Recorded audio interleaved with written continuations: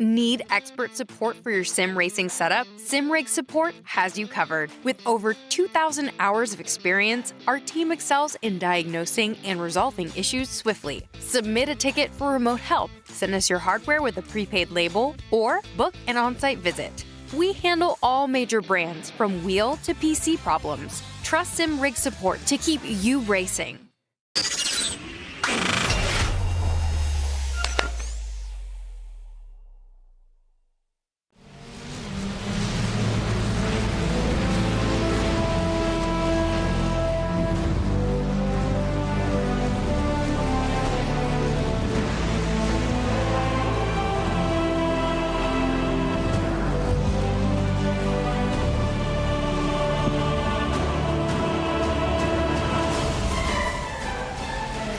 And so this is it then, the final step on the road to glory. Of course, we return to West Kingsdown to round out the season of the British Formula 4 Esports Championship. And of course, before all that, the UK Formula Ford 1600. Hello everyone, welcome along. Hugo Luis bringing the broadcast alongside myself, Lewis McGlade, Cameron Roger here in the commentary booth for one final time in 2024. It's been an exciting season so far. It's been a thrill ride in both of our championships here, Cam.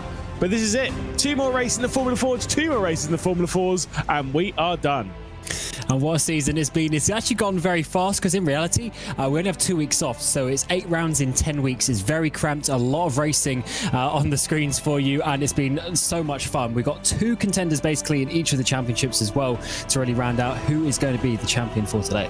Yeah, exactly. It's been really, really exciting. But if this is the first round that you are joining us here, let's remind you of the format, of course. Starting things with the Formula Fords, and then we'll be moving on to the British F4s.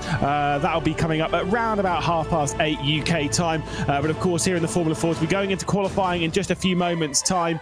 Of course, running the Brands Hatch Grand Prix layer around here, so they'll get a certain amount of laps. 10-minute session, though. They'll get about 3 laps running in that one. Into race 1, a 15-minute race, which is set from the qualifying order, and then race 2, which is set from the race 1 finishing positions with a random reverse grid between 5 and 10. To remind you as to where we've been in this season as well, of course, we began the season here at Brands Hatch, of course, running the Indy layer with an absolute thrill. I mean, it was crazy racing in both the Formula Fords and the Formula 4s. We went international to Zandvoort for the very first time, and then, of course, over to the Snetterton 300 circuit with a 3-race swing, Snetterton 300, Alton Park International, and then the Silverstone Grand Prix circuit before we had our second week break, of course. Then we returned things to Knock Hill, then to Donington Park, before we are here at Brands Hatch to round out the season. Cam's already alluded to the fact that things are pretty tight at the top of the standings in both of our Formula Fords and in the Formula 4s. And as you can see, it is Mark Fletcher at the top of the championship. Shomi Shintani in second position. This does account for 2 rounds of drop scores, which is where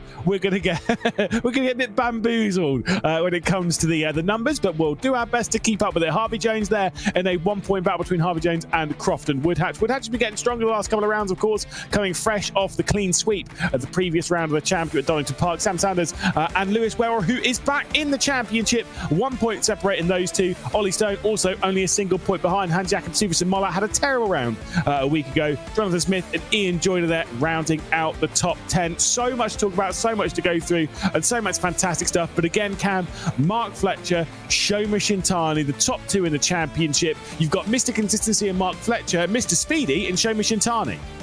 Absolutely. If you look at the stats, it's quite interesting. Shintani has 6 wins to Fletcher's 3, but then Fletcher has 10 top 5 finishes compared to Shintani's 7. So out of those top 5 finishes for Shintani, 6 wins, 1 are not.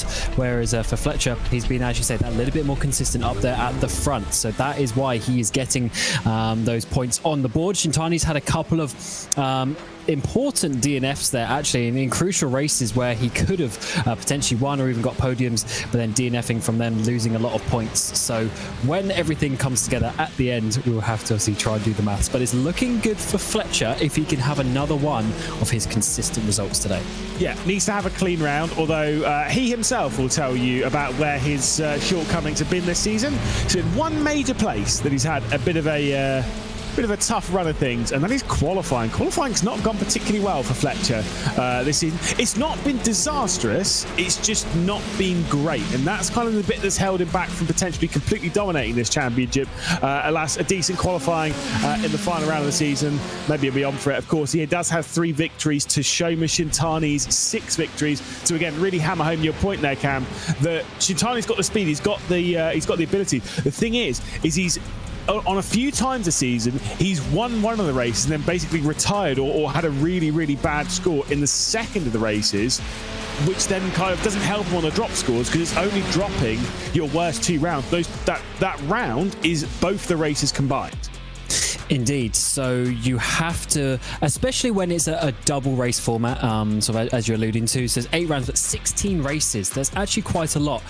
So you do have to have that, ability to get yourself to the front and stay there. And Fletcher, there's a couple of occasions where he maybe backed out of a battle or a potential crash situation and basically took a couple of points less. He held on to second a couple of times where he could have gone for the win, things like that. But that's kept him in this position, whereas Shintani is very aggressive. He's gone back to front, and he's won the reverse grid races when he's gone back to 8th, 9th place, and he's still got back to the front and been challenging for the win. But a few times he then crashes and loses all of the points. So it's a risk versus reward thing. We know Fletcher's a little bit more cautious, but what we saw last time was that Mark was way more aggressive and he was able to be right up the front. Yeah, indeed. We're in qualifying, of course, here at Brands Hatch. And just a reminder as to how things can work. They have a 10-minute session. That sounds great. Plenty of time. However, they are limited by the amount of laps they can do in the session. That limit for this round for the Formula Fords is 3 laps, courtesy of being a normal length circuit. Obviously, Knock Hill, they had 4. Brands Hatch, Indy, they had 4. But here they have 3 laps to get this lap right. We're on board with Harvey Jones here, of course, is in that tight fight with Croft and Woodhatch. Overtaking around here, Cam, it's pretty tricky, isn't it? Certainly is a lot of fast corners through this GP loop that we've added on compared to the Indy circuit, and they're basically all fast corners. You of course break a bit here for Sterling's, but in general it's very much a momentum track from a momentum-based car. Yeah, indeed. Now, I've forced Cam to do all of the tracks, basically all of the tracks so far this season. I'll take you over a little bit of a run around the Brands Hatch Grand Prix circuit, of course. Obviously, it's been a staple of British motorsport for an awful long time, opened back in 1950. Let's run around the circuit, straight into Paddock Hill, drop it down again, find it into the apex. It's a little bit wide there for Harvey Jones. We run down Paddock Hill, an enormous drop off there as we run up now into Druids Corner, the second corner of the circuit, one that's quite easy to defend by taking a diagonal line over in the braking zone. You see quite a few attempts of moves around here, especially around the outside before we chuck it into the left-hander at Graham Hill Bend, which saw its fair share of drama when we were running in the Brands Indy right at the start of the season. Not happy is Harvey Jones about the lap that we're looking at here, and understandably so, as we end the Cooper Straight into Surtees, arguably one of the hardest corners in British motorsport. I've never found a good line around here as we head onto the Grand Prix loop, then down Pilgrim's Drop as we head under the bridge, which carries you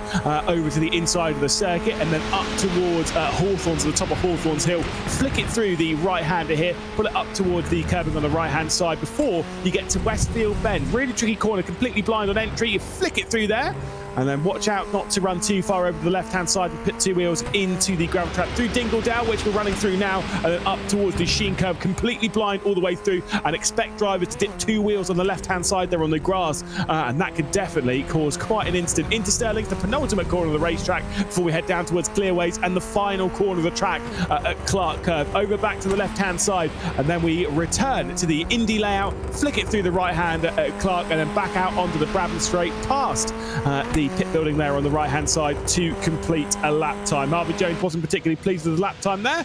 Understandably so. It wasn't ideal. I don't think it will count.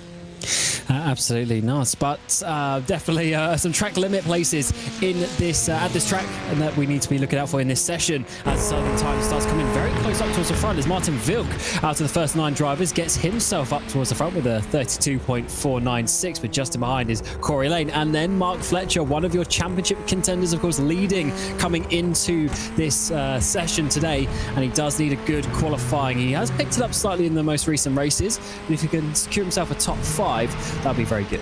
Jonathan Smith then moves up into second position in the standings. As we'll see the end, Mark Fletcher's lap. I was going to say the end of the lap for Crofton Woodhatch is about to come in. He's had a real turnaround of form, didn't he? Last round, obviously taking his first victory, and then why not? I'll take a second one, don't worry about it.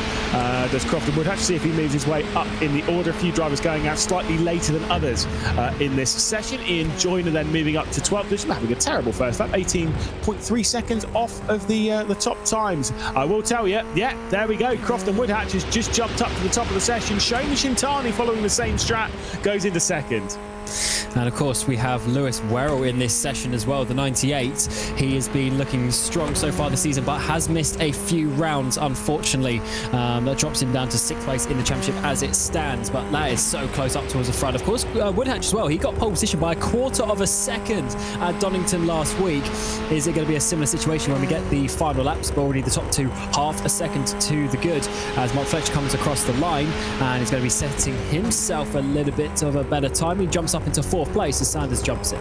Yeah, big kick of oversteer there from Fletcher, beginning his final lap of this session, getting down to a 32.1, like you were saying there. The lap time from practice, that top practice, was from this driver here, Shoma Shintani, second in the championship, was able to put in a 31.405 in the practice session coming into this. Is also, you know, he's coming into it in a solid position in the championship, but a really solid position when it comes to form. Does have 2 laps left to go in the session, so we'll see the end of this one and see if there's going to be any further improvement over Crofton Woodhatch, who of course at this point in the session, Cam, is also still a lap time. Woodhatch is just coming through the final corner now. As also Werrell jumps up into P7 with his lap time. That is 1/4 of a second, really, for the top 8 drivers. How close we are here at Brands Hatch GP. 4 minutes to go in the session, a few more laps coming in. Shintani there with a 0.087, so almost identical to the first time that he put up, so he stays in second place for now. Yeah, which is almost exactly the same as what Crofton Woodhatch did, a 32.050, so it was only a few hundredths again faster. Sam Sanders has gone obviously into 3rd position, and once again, disappointment here for Harvey Jones, who's having a bit of a struggle and a bit of a mare in the session, and is pulling over to one side. There will be no lap time set for Harvey Jones. First lap time had track limits excursions. Second lap time, track limits. Third lap time, you guessed it, track limits, as Sam Sanders across the line. No improvement from him as Corey Aline goes up inside the top 10. That's a big one for Harvey Jones. He's been up in that top 5 battle really for the whole season, along with Fletcher, Sanders, Shintani, Woodhatch. They're all up there at the moment, and he's not going to be joining them. Here's Ian Joyner, who had a great round a couple of rounds ago, a couple of weeks ago at Knock Hill, and he's now up into 11th place, but just 3/10 off. It's so tight between all of these drivers as he comes to the end of his session, as I believe he has got 3 laps on the board, so I don't know if this one will count. Yeah, I don't believe so. The next drivers that will actually count on lap time, definitely Crofton Woodhatch and Shoma Shintani, who are just behind Ian Joyner in this session. I believe this lap time might count from Joyner, because I think this is on. No, this lap time will count from Joyner. Just a little check. He's completed 2 lap times. He's on his 3rd. Joyner will cross the line, and it won't. He's exceeded track limits on it, so never mind. Shoma Shintani then up towards the line. Can he beat Crofton Woodhatch? He just got the line set at 31.853, 31.798, second of the championship. Then goes to the top of the session. It's over for Fletcher, who's completed all 3 of his lap times in the session, and his championship rival Shoma Shintani looks to be taking provisional pole position here. And that is big, because Woodhatch once again 1/4 of a second to the field, and then Shintani just matches him, which he couldn't do, and had some struggles in the race in Donington, therefore, with all the battles there. So definitely a big lap time there for Shintani to keep his championship hopes alive as he tries to chase down Mark Fletcher by 35 points here tonight. And of course, some other maths to do when we get to the end of these couple of races tonight. Scudell is coming up to the final corner, P17 so far. This is his final lap time. That will count as he rounds his way through Clark Curve and up towards the start-finish line. Is there going to be any sort of improvement? He is 1.2 seconds off as it stands. Yeah, we'll see across the line. No major improvement. That took a little while to update. Up to 8th position for Conor Scudell. So not too bad. And I'm pretty sure that's basically everyone done in this session, with about 80 seconds left to go on the timesheets. But of course, the big talking point is about Shoma Shintani and Mark Fletcher there. Harvey Jones, as you were alluding to, obviously currently sits 3rd in the championship, 1 point clear of Crofton Woodhatch. He'll be starting the race from 2nd. Crofton Woodhatch has had some bad rounds. Now, the reason why I bring that up as a pertinent point is that with how the drop scores work, if you've had a couple of bad rounds, with how the drop scores work, you kind of have more to gain from this round because your worst round has basically 0 points in it. Whereas if your worst round has 10 points, then you can only kind of score 10 points off the maximum, if you understand what I mean. Like, this is where drop scores get a little bit too complicated, and I'm done. No, basically, yeah, your point is, if you've got bad results already, what you get today is actually going to increase your total. Whereas if you've already got good rounds, this round may not actually count towards your total. So because you've already got those points, if this round would then therefore be one of the dropped ones. So it is really just a situation of, have you banked your points already, or do you still have work to do today? And that's why those drivers such as Crofton Woodhatch, they need a good round today to boost themselves up. Whereas Shintani, if he goes and gets like an 8th place, it's probably not really going to be too helpful for him. Yeah, indeed. Now, the question is to how aggressive does Mark Fletcher get on this start? We saw he got a little bit more elbows out than he had done in previous rounds. Again, a quick reminder, if you are joining us for the British Formula 4 Esports Championship, that will be coming up later on this evening in just about an hour's time. We'll be heading into the effectively the final round of action for the British Formula 4 Esports Championship. Keeping things focused here on the Formula Fords, and it's Shomi Shintani second in the championship, grabbing pole position for the evening. Crofton Woodhatch will start alongside him, the four-man from Donington Park. Sam Sanders starting from 3rd position. Championship leader Mark Fletcher will start from 4th position, with Hans Jakob Siversen Mollat starting from 5th. Martin Vilk will start from 6th position. Back to Ollie Stone in 7th. Connor Skudau, a late improvement for him, up to 8th position, with Lewis Werrell on a return to the Formula Fords in 9th. Jonathan Smith will start from 10th place, the final position inside the top 10. Corioline and then Brandon Loudon starting from 12th. Still within half a second. We jump outside of that now with Ian Joyner in 13th. Mike Pollard from 14th position with Frank Sikorsky, Sondre Mollat, who's looking just to end the season with a decent round and maybe a double finish. We'll have to wait and see. Joshua Bagembe from 17th, and no lap time set courtesy of Mark Warner or Harvey Jones, who'll be starting from the rear of the field. 15-minute race, Cam. Who's coming out on top? I like Shintani. I do like Shintani for this one. We know when he gets into the lead, he's tough to beat, and he's already there. If he can keep that into turn 1, he's looking good. But Woodhatch, if he repeats his double win, that is a big time to do it in the final 2 rounds of the season to get a double victory. I'm gonna go Fletcher. Oh, Fletcher. Why not? You've gone for one of our championship protagonists. I'll go for the other. Thing is, it's definitely going to roll into the final race championship-wise. It's going to be exciting. It's going to be thrilling. But really, for Mark Fletcher, he just needs a double finish. Shomi Shintani needs something special here. He basically needs a double victory. 15 minutes gets put onto the clock. Then Shomi Shintani will start from pole position. And the final round of the Formula Fords here about to get underway as we are racing down towards Paddock Hill for the penultimate time this season. Good start from Shomi Shintani. Crofton Woodhatch already covering off Sam Sanders on the race down towards turn 1. Mark Fletcher trying to attack and try and get past into 3rd position, but has decided to stay in 4th and go for any major look to order. Sam Sanders there on the look down the inside going into Druid. There is a look in the background though, as I believe that might be Connor Skudau trying to get a move done and try and work his way past Oliver Stowe. Has he been able to complete it? No, he's going to be on the outside there as we work our way through Graham Hill. They're still side by side. They've been there for a good kilometre now as they come up towards Surtees. Around the outside is going to go. Stone actually loses 2 places as Werrell comes through 2. Yeah, welcome back to the Formula Fords. Lewis Werrell was missing for a couple of rounds. Definitely out of it in the championship because he's missed 3 rounds of racing this season, but had an awful lot to do in the real world of, just everything really. Jonathan Smith, Brandon Loudon there going side by side a little bit as they race their way up to the top of Hawthorns Hill. Oh. Whoa, that's a big crash for Sondre Mollat. I said he was looking for a double finish today. He's not going to get it in what has been a dismal season. Looks to be ending in a dismal way. He has been so fast this season, but he's also had the most DNFs as well. He just keeps on getting involved in incidents, and that's another one to add to it. And I believe it might be a first lap incident in Donington that took him out as well last week. Yep. Not the season he would have wanted. The 666 is out of the race already.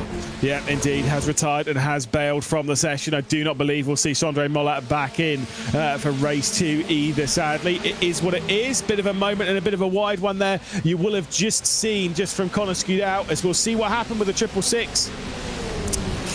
Just on the grass. Yeah.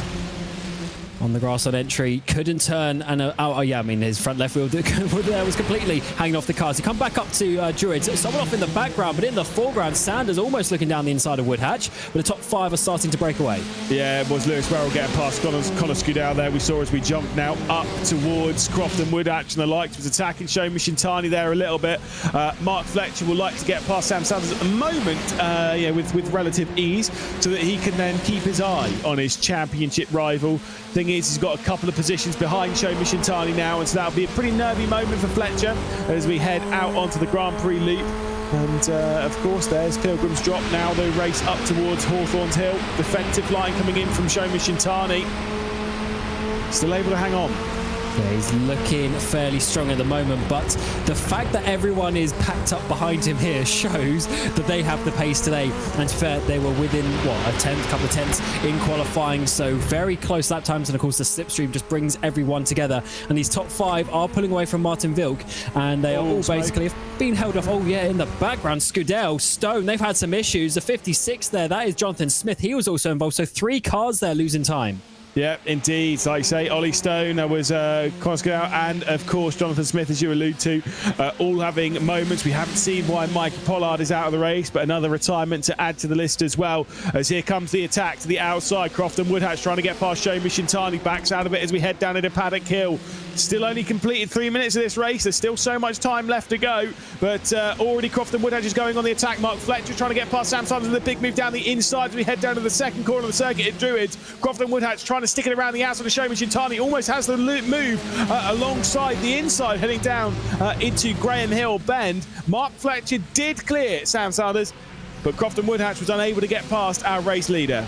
Yeah, lovely move from the championship leader. Here's the first, though, Ollie Stone coming up. Oh, huge send over the inside from Scudell, up the inside of Jonathan Smith, and unfortunately Ollie Stone just caught up in that one. But yeah, I mean, that was the wrong side of the curve there for Ollie Stone. For Scudell, and Stone literally just nowhere to go. Actually, sorry, Smith was in the foreground, so it was actually Werrell who was involved in that one. I did get to the bottom, by the way, of one of the big mysteries of the 2024 UK Formula Ford 1600 Esports Cup, which is what are all the boxes behind Ollie Stone? I did get a message. The boxes were about 1,500 football shirts, by the way. He's got a day job. He sells football tops and stuff like that. So that's pretty cool. But there we go. Now we know what all those boxes were for. Mystery solved. Thank you, Ollie Stone, for messaging me about that one. As we'll head back up to the front of the field. Unfortunately, the race, he won't care about boxes and stuff behind him. He'll be frustrated this race hasn't gone quite well for him. Back up to the front, Shomi Shintani, Croft and Woodhatch, Mark Fletcher, as Woodhatch looks to the outside of Shintani, heading down into Paddock Hill. I think there might be a good drive coming off here from Fletcher. And you know what Shintani doesn't need is to get involved with Woodhatch, who's not his championship rival. And therefore, if they have an incident, like I believe actually it was those two had an incident at this very corner, Graham Hill Bend, at the very first round of the season, which led, was that Lewis Werrell and Mark Fletcher maybe batting for the lead on that day. That is what caused that incident. And now it's the same two drivers again. And Shintani does not need to get involved with Woodhatch when he's got Fletcher sitting there waiting to pick up the pieces. Knowing how intensely Shintani and Fletcher battled the previous round, I'd almost be if I'm Woodhatch.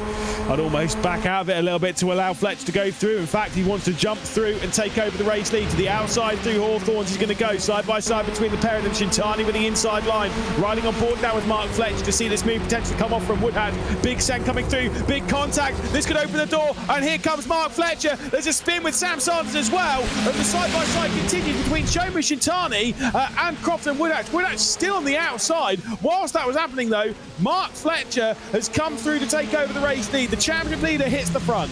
Certainly does. We've also got Werrell and Vilk who've joined the back of this battle. So Sanders has gone down to P7. He spun and continued. How on earth is Shintani facing the right way? He was almost spun around. Croft and Woodhatch must have got out of the gas there to avoid a spin for Shintani. That's exactly what I was mentioning half a lap earlier. Shintani couldn't afford to get involved with a non-championship contender, and now Fletcher's leading. Yeah, and Lewis Werrell was trying to get past Martin Vilk there at the first corner, as we see from up above. That was how Sam Sanders got punted around. It was on the nose of Hans-Jakob Siversen-Mollett, but to be fair, Mollett wouldn't really have known what was happening up ahead of him, and so couldn't really get on the brakes that quickly. It happened so fast. Fletcher read it brilliantly though, didn't he? And he came through to take the race lead. It's certainly not done yet.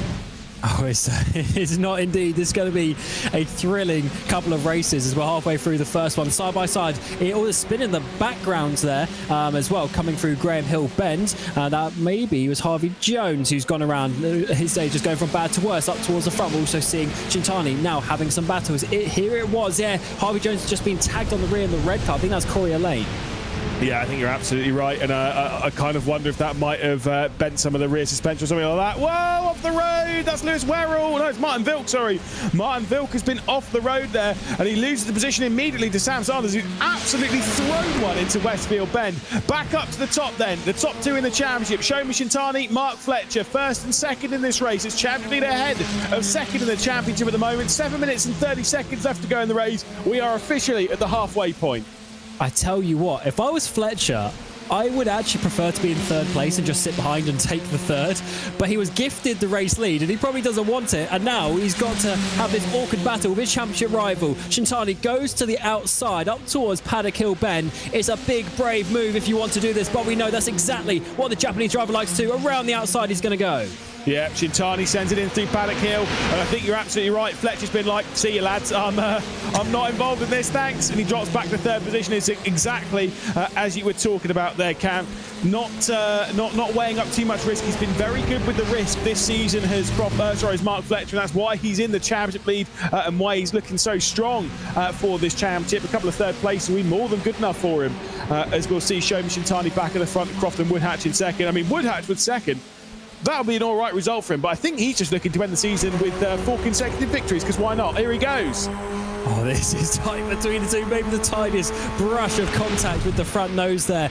And that was so predictable from Fletcher to get out of the way of this battle. These guys are going hammer and tongs. Fletcher does not need this race victory necessarily, whereas it's a little bit more important for either of these drivers. So you can just sit there in that third place as long as he can hold off Moller. Up the inside is going to be for Woodhatch, at least half a think about it. Didn't think he was really going to go for that in the end, but he's prodding, he's poking, he's trying to find a way through. Yeah, Sheen's never really a great place to launch one down the inside. There's no real braking zone for there. You just dip the brakes and chuck the nose into the corner. It's a bit of a defensive line there from Fletcher. He'll desperately not want to lose third position to Hans-Jakob Siversen-Mollett or to Lewis Werrell behind. The top 5 separated by 3/4 of a second as we ride on board with Mollett trying to close up the rear end of Fletcher. Back over the left-hand side of the start-finish straight. Mirrors being filled for Mark Fletcher here by Mollett, who sent it down the inside at Paddock Hill. The up and under get instantly come from the title leader as he's trying to find his way through into third position once more. Lewis Werrell directly behind, staring at what's happening ahead. Shomi Shintani fence Croft and Woodhatch off the race lead, and Lewis Werrell is going to make a move potentially here on Hans-Jakob Siversen-Mollett. Contact between the pair of them as they come off of Druids. Oh, that was beautiful as Werrell goes completely wide there. He's going to have to drop back into 5th place, but that was a beautiful move by Fletcher. The up and under through turn 1 at Paddock Hill Bend to hold on to that 3rd place. But that is actually the issue. I guess maybe he would want to be leading, and now that we have a top 5 battle, he's got 2 drivers behind, because he doesn't want to get involved in a silly battle with a non-championship rival either. It's a tricky one for Shintani and Fletcher to work out where they want to be on the track and how they want to get to the end of this championship. Yep, indeed. Croft and Woodhatch still giving a bit of a look to the back of Shomi Shintani, who realistically needs the double victory, and he needs drama for Mark Fletcher if Shintani is able to take the 2024 crown. Of course, the crown that was taken by Henry Moore plenty early last season. It's not going to be taken early this season. This is going to need that final race, of course, as Shintani still leads from Woodhatch, from Fletcher, from Mollett, from Werrell off the road in the background, and a bit of a moment as well for Ian Joyner, but I believe it was Sam Sanders who was pushing it to the absolute limit going through the penultimate corner at Sterling's.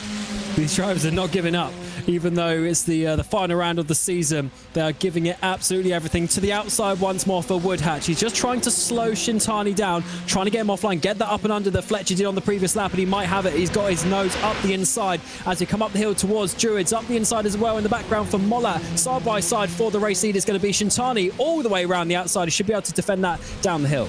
Yeah, we're going to get maybe 3 laps, including this one left to go in proceedings. Back on board with Fletcher, staring at the top 2, separated by 7/100ths of a second. Not 7/10ths, 7/100ths of a second between Shomi Shintani and Croft and Woodhatch. There was a look to the inside by Hans-Jakob Siversen-Mollett to try and get past Fletcher. He fends him off nicely. And the side-by-side will take them up towards the top of Hawthorns Hill once again. It's Croft and Woodhatch on the outside of Shomi Shintani, who's trying to back out maybe. Oh, I don't know about that. Up the inside, they're going to send it. They give each other just about enough room. We saw what happened last time they went side by side here up at Westfield. So actually, Shintani backs out of it that time. Doesn't want to risk anything, but it does get slowed up just a little bit. But Woodhatch has the lead. Yeah, the reason why I said that so confused, I thought Shomi Shintani, it looked like he was almost backing out. I'm like, no, Shintani doesn't back out. What's this? But Woodhatch now hits the front then. 3 minutes left to go. We're about to start then the penultimate lap of this race, the penultimate race of the season, 15 of 16. It's Woodhatch out front. It took him a long time. 13 races, in fact. It's unlucky for some, but certainly not for Woodhatch. It took him 13 races to take that first victory. He then had back-to-back races. He's now looking for 3 in a row. Shintani could end that and take his 7th of the season. Mark Fletcher could take his 4th of the season and put one hand on the crown as Lewis Werrell makes a bold move down the inside of Paddock Hill to take 3rd. Yeah, Fletcher had to get off the gas to not make it 3 wide. Werrell says, thank you very much. I'm going up the inside, and he might do it as well. So Woodhatch, backs out of that one. So Fletcher down to 4th place in the back of Moller going off the track.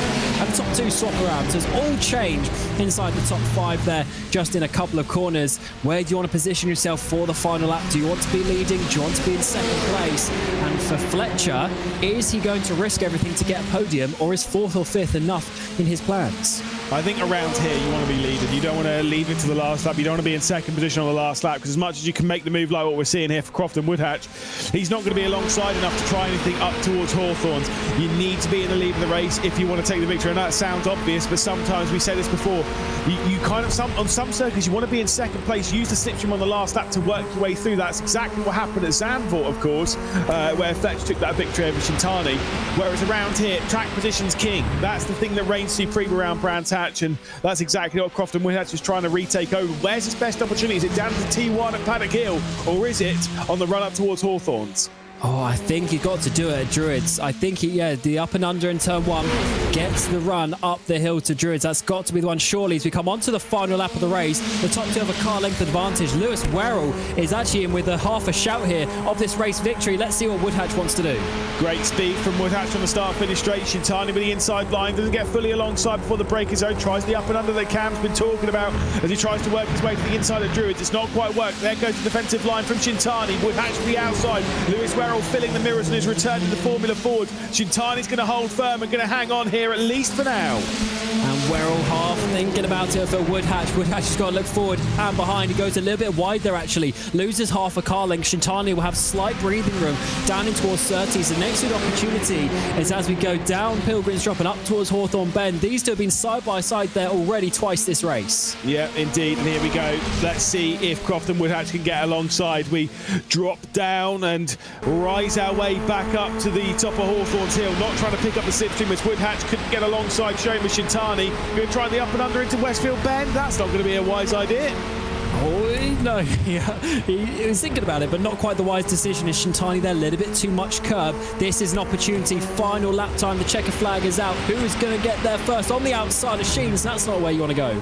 No, but he's going to get the up and under here up towards Sterling's. Big moment there from Shintani. Crofton Woodhatch is sending it to the outside. Shintani has the inside line and holds on to the position. One final corner left to go for Shoma Shintani. He's trying everything desperately to win this race, to try and seek his way the 2024 crown. Through the final corner they go. Lewis Werrell's going to come through to 2nd place, but Shoma Shintani, for the 7th time in 2024, is going to take victory in the Formula Fords. Lewis Werrell will take 2nd position on his return to the championship, and Crofton Woodhatch 1/10 off of the victory, 3rd place.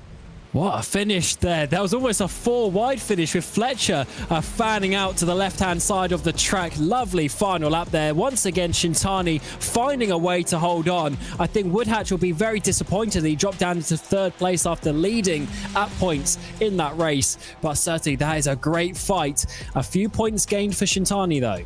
Yeah, indeed. It's not been the incredible round. Well, I'd say it's not been the incredible round. We've only done a bit of it. He's not been as lucky as maybe he needs to, is Shoma Shintani, because as much as he's won the race, he's got the pole position, he's done everything he could. But he needed a bit more drama for Fletcher. That is the thing for Shintani right now, is he needed that drama for Fletcher. Fletcher was hanging on, 4th place, good points. That's the important bit, isn't it? As we'll race our way down. Let's see the reverse grid, though. It's going to be 8th place is the reverse grid. Not quite 9th, so we were almost rolling our way over, but it will be 8th place indeed, the reverse grid. So Shomi Shintani for the final race of the season will start from 8th. It means that Corioline will be starting from the final reverse grid pole position. But let's roll you through the provisional results from race 15 of the championship. Shintani, Werrell and Crofton Woodhatch separated by 800ths of a second across the line, with only another 800th of a second back to Mark Fletcher. Incredible stuff. The top 5 separated by half a second. Hans Jakob Siversen Mollart finishing in the final position inside the top 5 and within a second of the race lead. Martin Vilk in 6th position with Sam Sanders after that spin. Unfortunately finished 6,000ths of a second behind the Czech driver, and 7th is what he'll have to walk away with. Corioline will finish from 8th position. He'll be starting from the reverse grid pole the next one before we get to Joshua Begembe and Franek Sikorsky, the final 2 drivers inside the top 10. Ollie Stone in 11th position with Harvey Jones after the issues in qualifying, starting from 12th. Connor Scudau will be finishing rather in 13th position with Brandon Loudon and Jonathan Smith. Late drama from them drops them a lap back. Retirements for Ian Joyner, for Mikey Pollard, for Sondre Mollart on the very first lap. Mark Warner, unfortunately, wasn't even able to take to the race start. So much drama in all this, so much great racing, absolutely thrilling. Let's talk then to Shomi Shintani, who of course took his 7th victory of the season. Shoma, fantastic stuff, excellent battle between yourself and Crofton Woodhatch, and a 7th victory. You've had an incredible season. Can you take an 8th in the next race? Yeah, I hope so. It was a very tough race. I have a good base, but you know, in this track, slipstream is so huge. So yeah, I couldn't pull away. So yeah, I defended a lot, but yeah, I am happy with that. We saw a bit of a moment with you and Woodhatch at Westfield Bend, one of the right-handers round the Grand Prix loop, where you kind of dived down the inside. There was a bit of contact between you and Woodhatch, allowed Fletcher to come through. What was your mindset at that point? Was it, oh my goodness, I nearly crashed, or was it, I need to go get past Fletcher straight away? I was thinking about only winning. So yeah, I thought I need to pass Mark. So yeah. Are you thinking about the championship still, or is that kind of on the back burner? Let's just win both the races this round and see what happens with Mark, because it feels it might be a little bit more out of your control.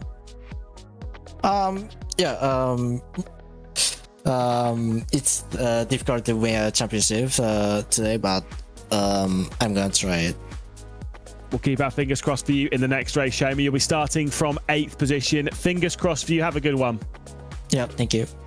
And there we go. Shomi Shintani, race victory 7 times this season. He's taken half the victories of the season. That is absolutely incredible. Let's talk, though, about the return of one man, Mr. Lewis Werrell, back into the championship. We've missed you, Lewis, and straight back onto the top 4 things. Not quite a victory, missing out by a very, very small margin, but an excellent run to 2nd place. Talk us through that race. You had to work through it there, qualifying in 9th spot up to 2nd. Brilliant stuff. I made a big mistake on my last lap in qualifying, which costed me of being where I finished in the race. But I worked hard and just kept on going, and when they were all battling, just picked up the pieces of the championship and just went for it. What are your goals this round? Because obviously you're out of the championship hunt now because you missed one too many rounds really from the season. But you can still go and get a decent position in the championship and still go out and have a little bit of fun anyway. Yeah, well, I want to win, but I also don't want to really interrupt the championship battle. But I think I'm just gonna send it, to be honest. And obviously, maybe we'll catch up with you after the next race. Maybe we won't. But let's talk about some of your highlights of the season. You've been a fantastic driver, a fantastic influence on the championship. It's been very, very exciting watching you race. How's the season panned out for you up until this point? Because it's well, pretty good. The start of the season was really good. Was leading the points, and then it was me and Mark who had a bit of a gap, and I had to miss some rounds, unfortunately. But we've come back well this race, and hopefully the next race is another podium. Yeah, we'll keep our fingers crossed. You'll be joining us back in the interview booth. Of course, you'll be starting from 7th position in the next race, so best of luck. Not bad. Started 9th last time. Fingers crossed, Lewis. Good luck. Thank you. There we go. Lewis Werrell back onto the podium on his return to the championship. And let's talk about the foreman of last round. Able to take a double victory back in Donington Park. Able to take a third position here. But a fantastic fight between you and Shomer all the way through the race, Crofton. I mean, that was that was a breathtaking race. Excellent racing. What was it like from you? Yeah, it was a good race. It was a close race, but a little bit annoyed at some of the driving going on. But hey ho. Still managed to finish on the podium, so yeah, it was all right. What's it like out there when it is so tight in the battles? Because of course, you know, the top 5 they're separated by half a second, the top 3 across the line by a 1/10 of a second. Incredibly tight margins. It must be so difficult to go toe to toe around here. No, it is difficult to manage, especially when you got cars swerving across the track in front of you. When it's a car that you sort of need to be predictable in, when you got cars being unpredictable, it's very hard to race against. But no, it's a lot of fun. Just sometimes it's a bit frustrating at the same time. Obviously, 2 of the drivers involved in that battle. One of them, Shomer Shintani. One of them, Mark Fletcher. They're obviously involved in the championship fight. Is that anything that's playing on your mind when you're in those battles, or are you just thinking, look, this is a race, we've just got to race it as we go and see what happens, or are you kind of like thinking about maybe Mark's going to be less aggressive than Shomer, who's kind of got nothing to lose in this? Yeah, Shomer's going to be the aggressor here. Mark has had quite a big gap, so yeah, Shomer's the one to look out for, and obviously Lewis has come back from not really doing. He's missed 3 rounds now, so he's a little bit out of the fight. I've just got to try and finish ahead of Harvey to get third, and Harvey didn't have a great one in that first one, so that's all I'm looking to do really. He did not indeed. Well, best of luck in the next race where you'll be starting from 6th position. Chances of a victory from there? Probably quite high, to be honest. There's a couple of opportunities to overtake. I think some people could end up throwing themselves off the track. Yeah, we'll see.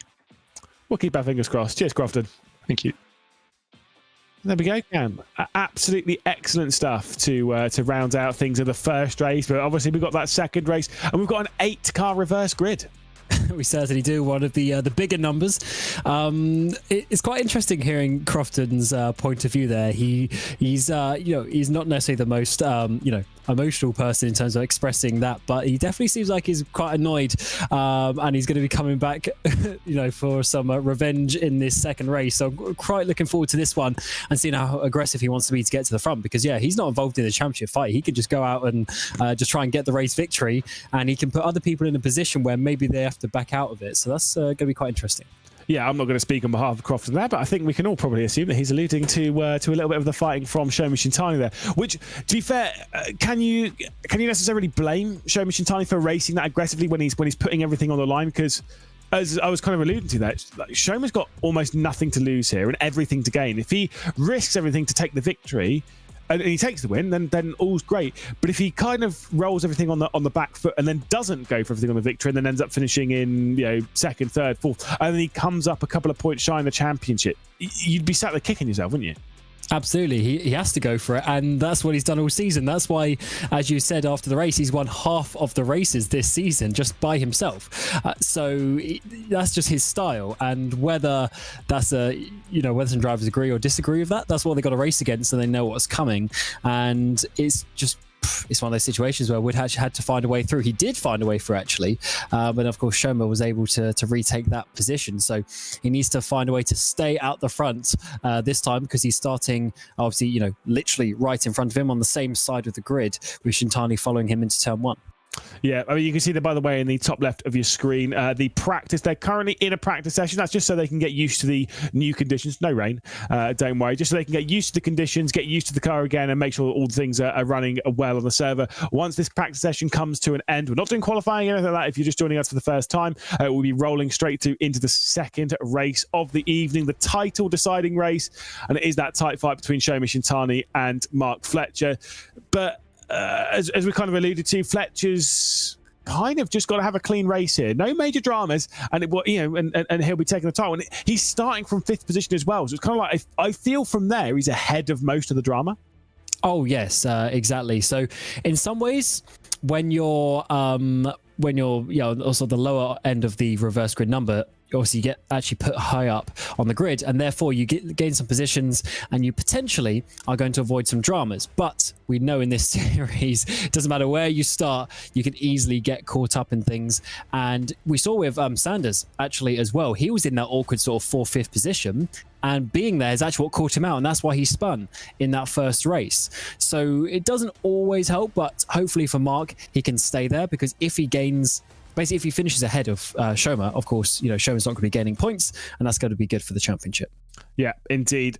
Taking a look, by the way, at the points, provisional but also confusing. So again, there are 2 drop scores, 2 rounds of drop scores in this championship. But we'll just update you. Mark Fletcher is on 423 points rather. Shoma Shintani's on 382, and then Crofton Woodhatch is 322. Harvey Jones is on 313. Lewis Werrell's on 300. So Lewis Werrell could still take 3rd in the championship, by the way, especially because Werrell is taking the full points allotment here, because he's obviously not had his drop scores are 0, right? Because he's had 3 rounds where he's not been hit, so his drop scores are 0. So he is just scoring points. Yeah, so he's going to shoot right up. So yeah, this is definitely an interesting one with how the points are working out. It's still in Mark Fletcher's favour, but what Shintani needs to do is he needs to have another solid result. So he basically removes one of those DNFs again from his result, and therefore this is 3 points. Whereas for someone like Fletcher, if his worst result was like a P7 and he gets about a P6 again, his results aren't really going to change from what he's actually going to gain.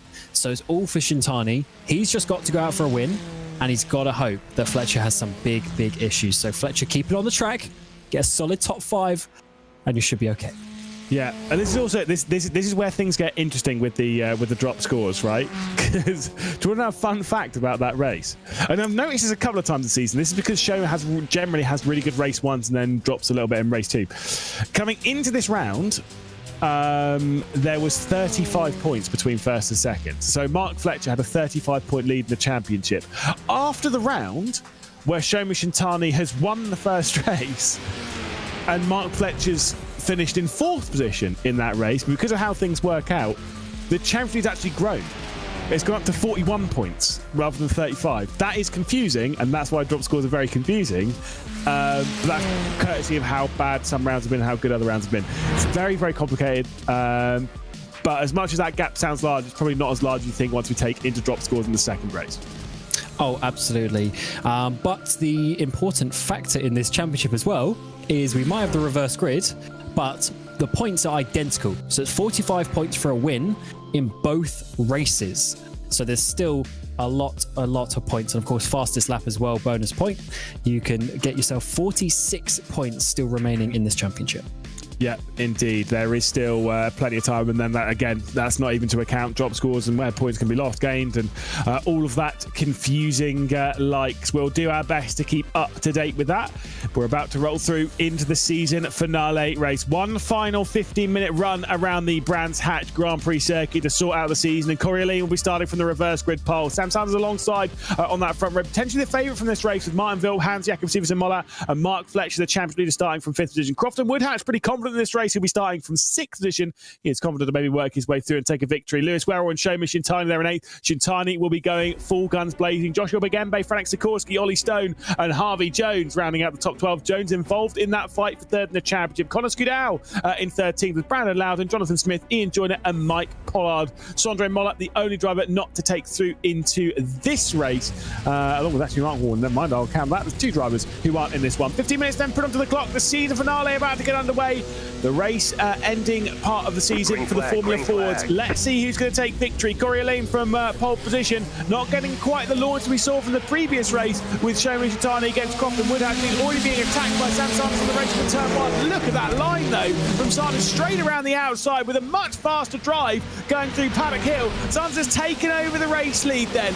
There's plenty of time in the background as Mark Fletcher is sat there behind Hans Jakob Siversen Mollett, and Coriolan's gone out wide at turn 2. Certainly has a bit of a side-by-side there. Martin Vilkner just has to back out of that one. So look at the up and under. It's a huge run for Sanders at the front, but who's going to be following him in towards 30s? It looks like it's going to be Martin Vilk up the inside. Coriolane's going to go wide. Bit of contact between the two, and the lady's pushed off. Yeah, this is going to open up the door. Crofton Woodhatch is going to drag himself alongside as well. Mark Fletcher might have the drive off the corner as well. Behind all this, you've got Shomi Shintani and Lewis Werrell as well. We head our way up towards the top of Hawthorns Hill. You've got Mark Fletcher on the outside, and Martin Vilk now sends it in into Hawthorns, trying to go around the outside. Crofton Woodhatch is also trying to find a way past Hans Jakob Siversen Mollett, and 1.2 seconds. The race lead at the moment for Sam Sanders. They go back to single file heading through Westfield. Certainly do, as we got to be seeing how this championship finishes, and Woodhatch is looking so strong at this moment in time. Up the inside is going to be now. This will turn to the outside as we go through Sterling's, and it's got to be all the way around the outside. He's going to get up into second place if he can hold on to this, so Fletcher's going to try and follow him through. They want to get Mollett out of the way, but is Fletcher going to try and do anything silly? No, he's not, because he's got Vilk on his outside. Yeah, I mean, because Fletcher backed out of that one, that was what allowed Martin Vilk to drag himself alongside. Still the side-by-side out of the start-finish straight. 3 rows deep, though. You've got Hans Jakob Siversen Mollett. You've got Mark Fletcher making it 3 wide, though, on the race down towards turn 1. Wow, he's putting on a bit of a risk there. And that will be Mark Fletcher up in the second position. He's driven it in too deep, though. Drops 2 wheels into the gravel trap as we ride on board with Martin Vilk, who puts himself alongside Hans Jakob Siversen Mollett. Crofton Woodhatch puts himself alongside our title leader at the moment. And it could be the move made for Woodhatch. He gets to the outside into Graham Hill, but Mark Fletcher holds firm and into second place after making it 3 wide. Oh, these guys are getting so close. Shintani gets a run on Vilk down the inside in towards 30s. That should be a move done on the exit. Just needs to be careful not to make contact when he does so. And that's going to allow Lewis Werrell now to get involved in this one. Look at the train of cars. Sanders is running away with it, but the battles in the background are insane. Fletcher's still trying to hold on to second. Yeah, I mean, Fletcher's taking a defensive line here, but I think he is going to back out. Certainly does so. So Crofton Woodhatch works his way through. At the moment, Fletcher's in comfortable position, doing more than enough to take victory in this championship. The next cut driver behind him, Hans Jakob Siversen Mollett. Then it's Shomi Shintani. Frank Sikorsky's had a bit of a moment there at the top of the hill, and you can see the orange and black car going out wide. Harvey Jones commits to the inside to try and get his way past Joshua Bagembe. Picks off the likes of Frank Sikorsky, and then picks off Bagembe as well as they head their way towards Sterling. Fantastic stuff for the Alpha Esports man. Yeah, this is some quite insane racing here. As we go 3 wide, Stone up the inside in towards the final corner. He might be able to get Scudell with that one, but not Sikorsky as well, or Bagembe I should say, but not Sikorsky as well. They're still side by side as we come across the racing line, and oh my god, up ahead of them, we're also 3 wide with Shintani involved in that one. Yeah, Shintani's leaving to the outside of Werrell. This is a look at Martin Vilk behind Shintani. Out wide goes Hans Jakob Siversen Mollett, and will show me Shintani working his way through. I think there might have been contact, by the way, between Mollett and Shintani going through the final corner. Just a little bit of a brush between them, which is what opened up the door for Lewis Werrell to drag himself at least alongside Shintani. But Shintani's going to get frustrated in this race. He's seeing Mollett ahead, he's seeing Fletcher ahead, and he's seeing Crofton Woodhatch, and then 2.1 seconds up to the position he really needs to be in, because this is kind of a must-win race for Shintani. Oh, absolutely. He, as a minimum, needs to beat Fletcher, who's now going for second place up the inside. Last lap he backed out a bit. This time he's not doing so. He's up into second. Woodhatch down to third. And what an important position this could be. But Woodhatch comes back at him up the inside of Westfield. Actually, no, in the end, he decides not to do it. Yeah, they might try this whole slipstream chaining thing up towards the top of Hawthorns Hill, where effectively they're almost intentionally switching. Again, we always use the example of a bike race, like a team time trial at the cycling, where you'll see one driver or one rider come off the front, drop to the back of the train, and they'll kind of do that all the way around because it's the fastest way to get around. It's not quite as aggressive in this, but you tend to see 2 drivers potentially switching positions to use the slipstream to try and close down on our race leader Sanders. But at the moment, that 2.1 second margin is holding firm. 10 minutes and 15 seconds left to go on the clock, and you can see Sanders there in the foreground. Absolutely up the inside for Woodhatch. No, Fletcher defends that remarkably, actually. Able to take the racing line still. We're basically nose to tail as we come up in towards Druids. Up the inside it is going to be for Molat as he battles with Shintani around the outside for the Japanese drivers. He tries to make that to the inside of Graham Hill Bend. This could be a move up the inside. This is where he had a crash in the first race of the season, but he gets through there nicely, and this could be a big move as he's now going to be on the back of Woodhatch. He's still side by side though. Shintani sends it in. Big lock up there. I think he was touching the grass. Was Hans Jakob Siversen Molat, and he drops back behind Lewis Werrell, and potentially even here might drop back behind Martin Vilk and Harvey Jones, who returned to, well, I was going to say return to single file, but no, Martin Vilk's getting blocked in a little bit behind Hans Jakob Siversen Molat, and that will be the move done for Harvey Jones. Straight around the outside of Molat as well. Could that be the move done for Harvey Jones? Fantastic. There's the double for him, and here comes Ollie Stone. And this has splintered this battle, so that that pack up ahead of them for four drivers, that is very important. Jones is coming back strong after that dismal qualifying and then the spin in the first race as well. This is a lot more like the positions we expect him to be, and Molat not able to keep up with that top pack. He'll be a little bit disappointed as those four cars ahead are really pulling away. Yeah, big margins, of course, from second through fifth versus sixth through the rest of the field, basically. 6th through 12th, let's go with that. But again, that big margin, though, the biggest of all for our race leader, really. 1.9 seconds clear. It's come down by a little bit, but it's just not coming down by the margin that it needs to. Sam Sanders could be on for a victory. And this is good for Fletcher, to be honest, being in this battle pack, but surely he can't hold on for 8 minutes in front of these two. Look at Shintani almost pushing Woodhatch through. We saw Werrell being so opportunistic to get to second place in the previous race. I think it's going to be hard for Fletcher to hold on with the more cautious approach he's had this season, or is this finally the race where he has to do that and try to win this championship? We're side by side in the background. Bagembe, he's got Martin Vilk involved. He's got Jonathan Smith just up behind. He gets past Vilk, almost a bit of contact maybe. Vilk goes wide and Smith should come through. I mean, that was Bagembe hitting the curve a little bit, and like, you're absolutely right, Martin Vilk goes out wide. Jonathan Smith's going to work his way back through. I think there might have been a bit of a mistake there from Sanders as the gap's dropped to 1.5 seconds now. Mark Fletcher's closed his way back in. I mean, it's a tough one. For Fletcher, this is not a must-win race, but it would be nice to take the championship whilst winning the final race, something which one Mr. Henry Moore was unable to do in 2023, of course.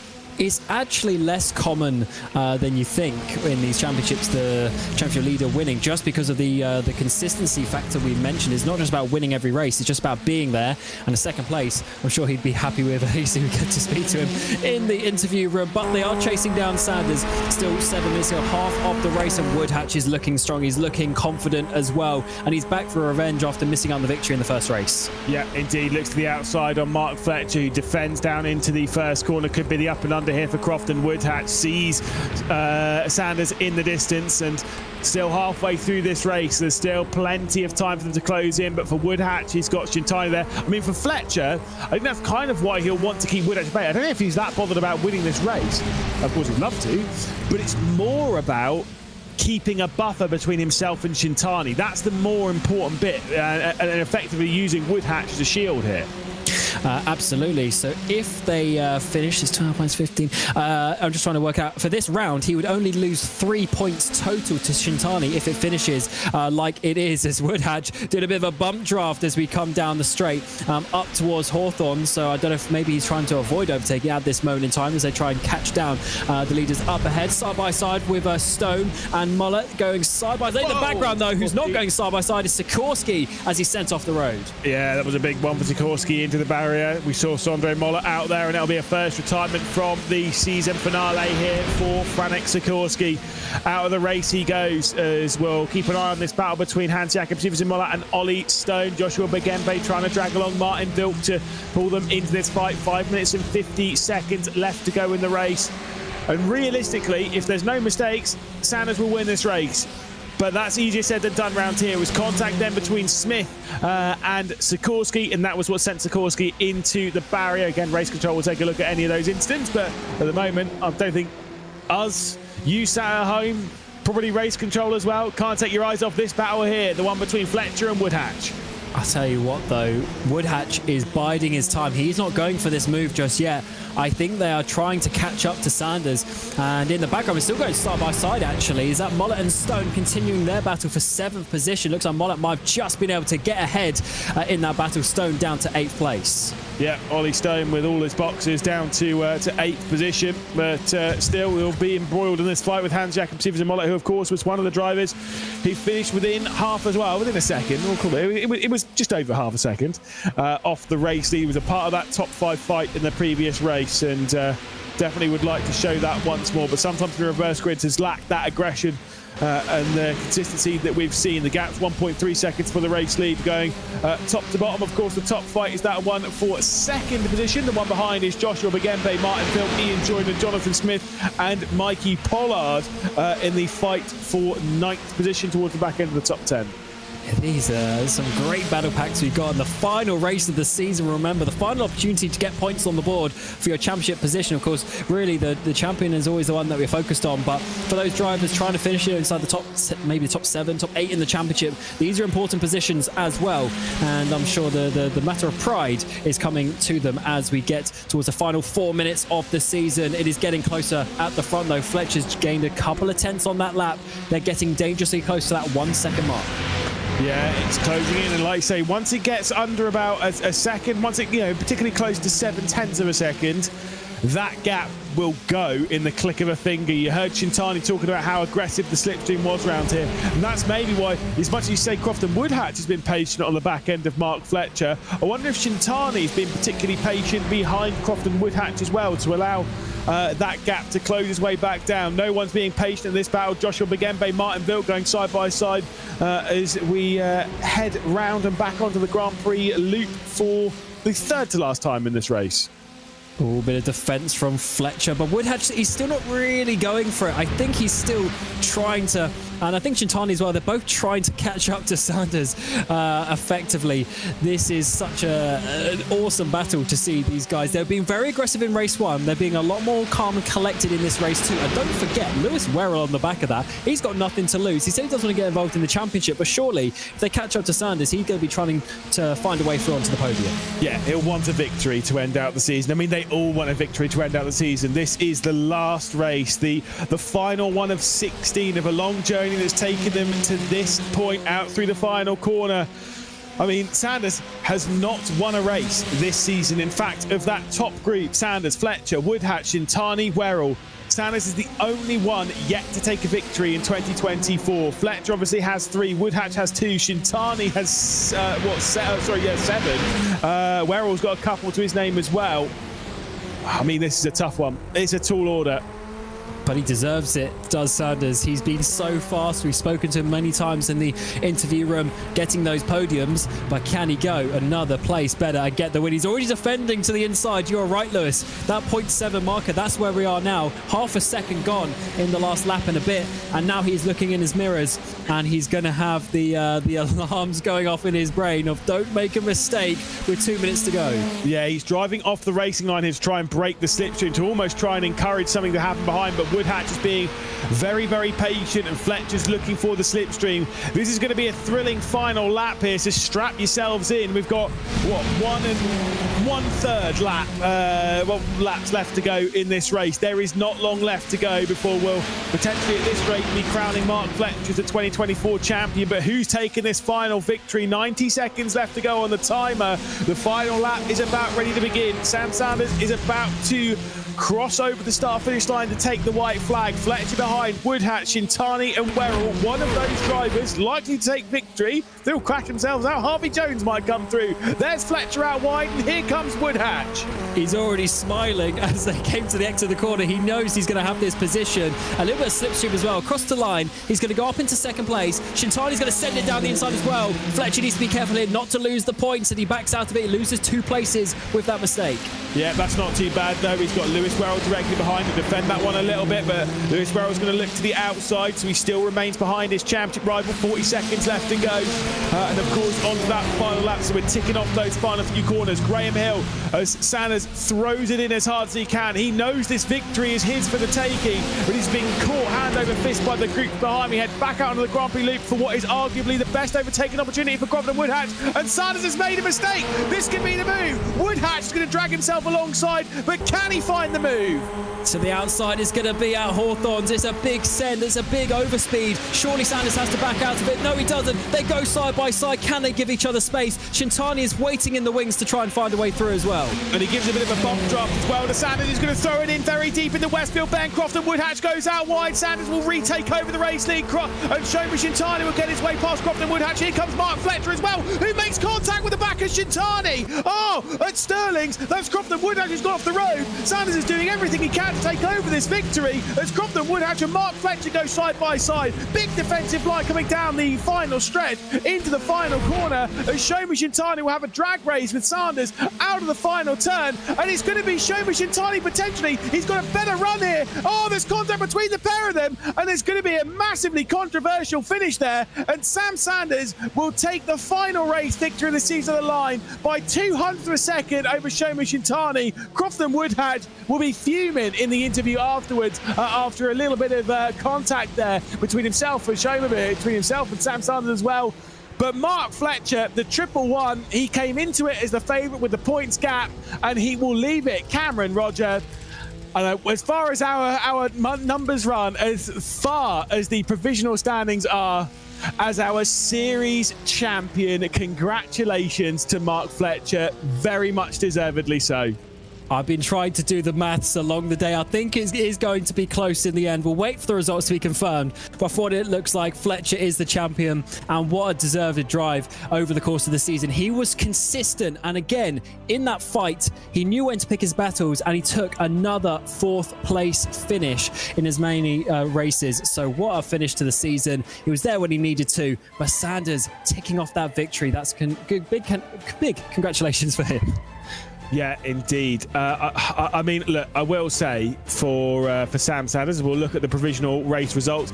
Could have a little chat with race control. There was contact between himself and Shomi Shintani on the run towards the line there as Sanders was moving left and over into him. But again, we'll talk to Sanders in a few moments' time. Crofton Woodhatch into 3rd position. Mark Fletcher into 4th. And a bit of a shout out to Fletcher. If you are watching onto this, I'll probably send a message anyway, but please feel free to jump in for an interview. Lewis Werrell will be in 5th position. Harvey Jones in 6th. Ollie Stone in 7th. Hans Jakob Siversen Mollett in 8th position with Martin Vilk and Mikey Pollard there inside the top 10. Jonathan Smith, Ian Joyner with Corey Aline, Brandon Loudon, Joshua Bagembe, Connor Skidell. The final finishes of the race with Franek Sikorsky being sent off into the barrier after that contact with Jonathan Smith running into onto the Grand Prix loop, of course, at Hawthorns. Right, we've got a few interviews to get through, so let's start our way as we'll see a little bit of a look at this controversial moment. You've got Shomi Shintani getting to the outside of Sam Sanders, and there was contact between the pair of them. Right at this point, he got onto the grass and then kicked him out sideways into the side of Shomi Shintani. Let's hear it from the man himself, though, as Sam Sanders joins us here in the commentary booth after a victory in the race. Congratulations. Let's talk about that run towards the line. Let's get the elephant in the room out of the way. Contact between yourself and Shomi Shintani. What happened in that one?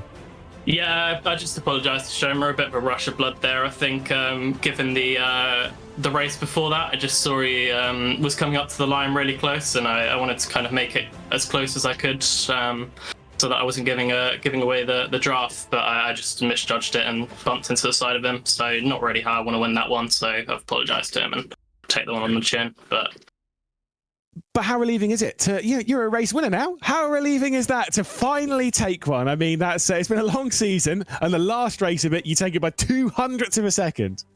Yeah, that was from the start. I was super pleased with the move on the first corner, and then I was just praying that I could do enough. But with everyone in the slipstream towing each other, it was just impossible to kind of keep it. And I made one small mistake, and from that point, they just had the little bit of tow on me, and so I was just super stressed all the way through the race. And then I think it got to the last lap, and I made another mistake onto the back straight. It was just super tight, but really relieved to have at least got one on the road.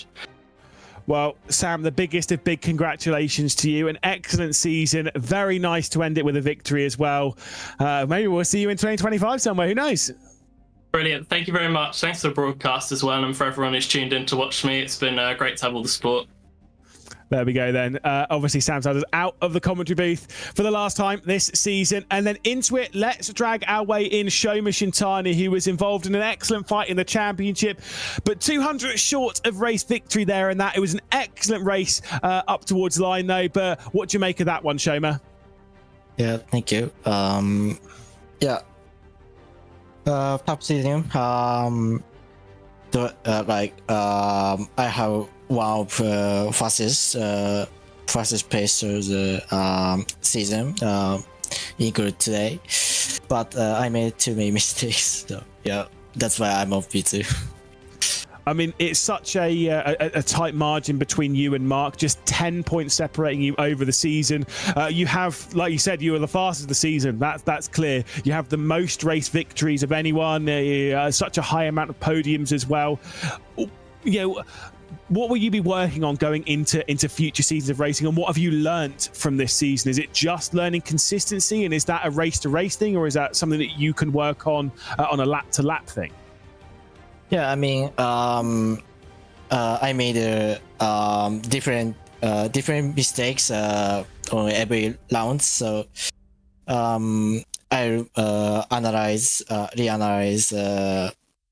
all mistakes, and I'm gonna fix them before next year. Well, Shoma, thank you so much for an excellent season. Thank you for showing yourself well, and thank you for putting on quite a show for us. It's been an excellent run. Second in the championship, second in the final race of the season. We'll see you soon. Yeah, thank you. And so Shoma Shintani exits the interview booth as well. And we'll drag in a Crofton Woodhatch, who was a bit disappointed after the first race. I'm pretty sure after a little bit of contact there as well, might not be particularly pleased with how things ended on that last lap as well. But third in the championship, 356 points to your name. At least that's a positive thing to end the season on. Yeah, it was nice to get third in the end. A little bit of a mess on the last lap, but it is what it is. Just yeah, we did well to catch up to Sam, and then it gave me the chance to go for it. Mark made a little bit of mistake coming onto that last lap, and then I just had to try and go after Sam. But no, it's a positive result, kind of, after how most of the season's gone, to be honest. Obviously, the last couple of rounds, especially that big turning point at Donington Park, and after we came back after a little bit of a break, you seemed to turn things around in the second half of the season. Your second half of the season versus your first half of the season, completely different. What was the turning point for you? Wasn't really much in it, to be honest. I guess I just was able to stay out of the incidents a little bit more. The pace has always been there to be on the podium pretty much every race. Just sometimes you just make a couple of mistakes on a day and then get involved in an accident, and that's it, done. But no, everyone's had their fair share of low point rounds apart from Mark, pretty much. And Mark, obviously, deserving winner. He's done well all season and stayed at the front and been consistent. So yeah. Well, congratulations on third position in the championship. Congratulations on the double victory and then a double podium to follow it as well. It's been a great run for the final few rounds for you, Crofton, and yeah, we'll be looking forward to seeing what we see from you next. Thank you. There we go, Crofton Woodhatch, third in the final race of the season. And one final driver to talk to. I said we might have a little chat with him. Mr. I can't qualify that well. It was all right in the final round. It's fine. It is our series champion, Mark Fletcher. What a round. What a season. I mean, Mr. Consistency all the way through. You may not have been the fastest all the way through, but you were the most consistent, and that is why you come into here as the champion. How does that feel?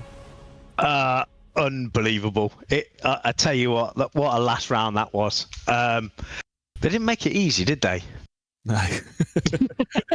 It was tough. How did you play those final couple of races? Of course, you know, you had a lot to juggle there. The points gap with Shoma, and also being so complicated with the double drop rounds and stuff.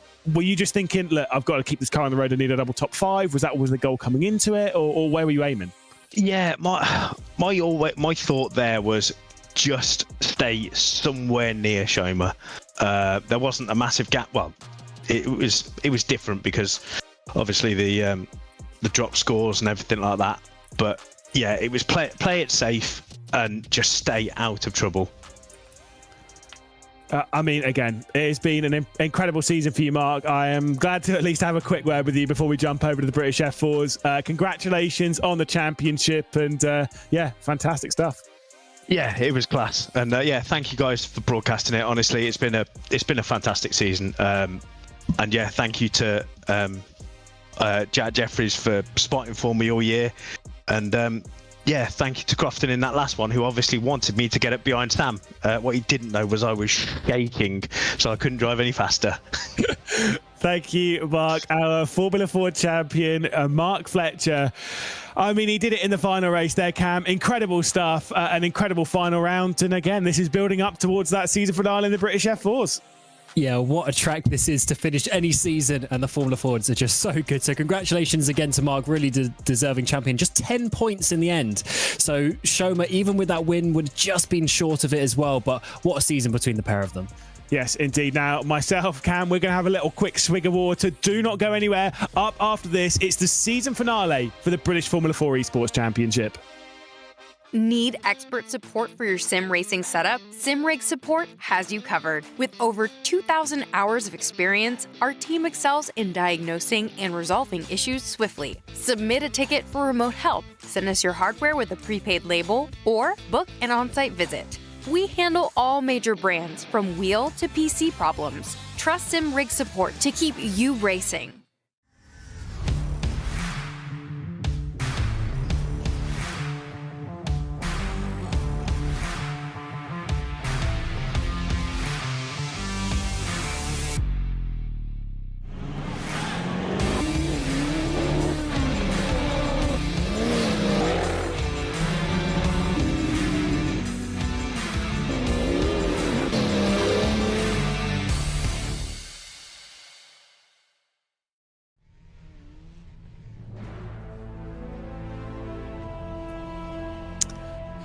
And this is it. End of the road, ladies and gentlemen. We are back in West Kingstown in Kent, ready for the season finale here at Brands Hatch of the British Formula 4 Esports Championship. Hello, everyone. Welcome along. Lewis McGlade, Cameron Roger in the comedy booth, Hugo Luis bringing us the broadcast. And with qualifying moments away, we are ready for the season finale. So much to talk about before we get into the action, so feel free to try and keep up. But let's go through it then. Qualifying about to get underway, where they'll be given the circuit to themselves. 4 laps over that before we get into the first of 2 20-minute races, the second of which features that reverse grid for the final race of the season. That is going to be absolute chaos. I cannot wait. Let's talk about what they're battling for in the championships. Of course, the drivers, they have the it's an official British championship. They get invited to attend to the Night of Champions. Luke McEwen, of course, have done that a couple of times over the previous 2 seasons. The British F4 Esports Championship. We have someone new do that at the end of tonight. The teams championships, though,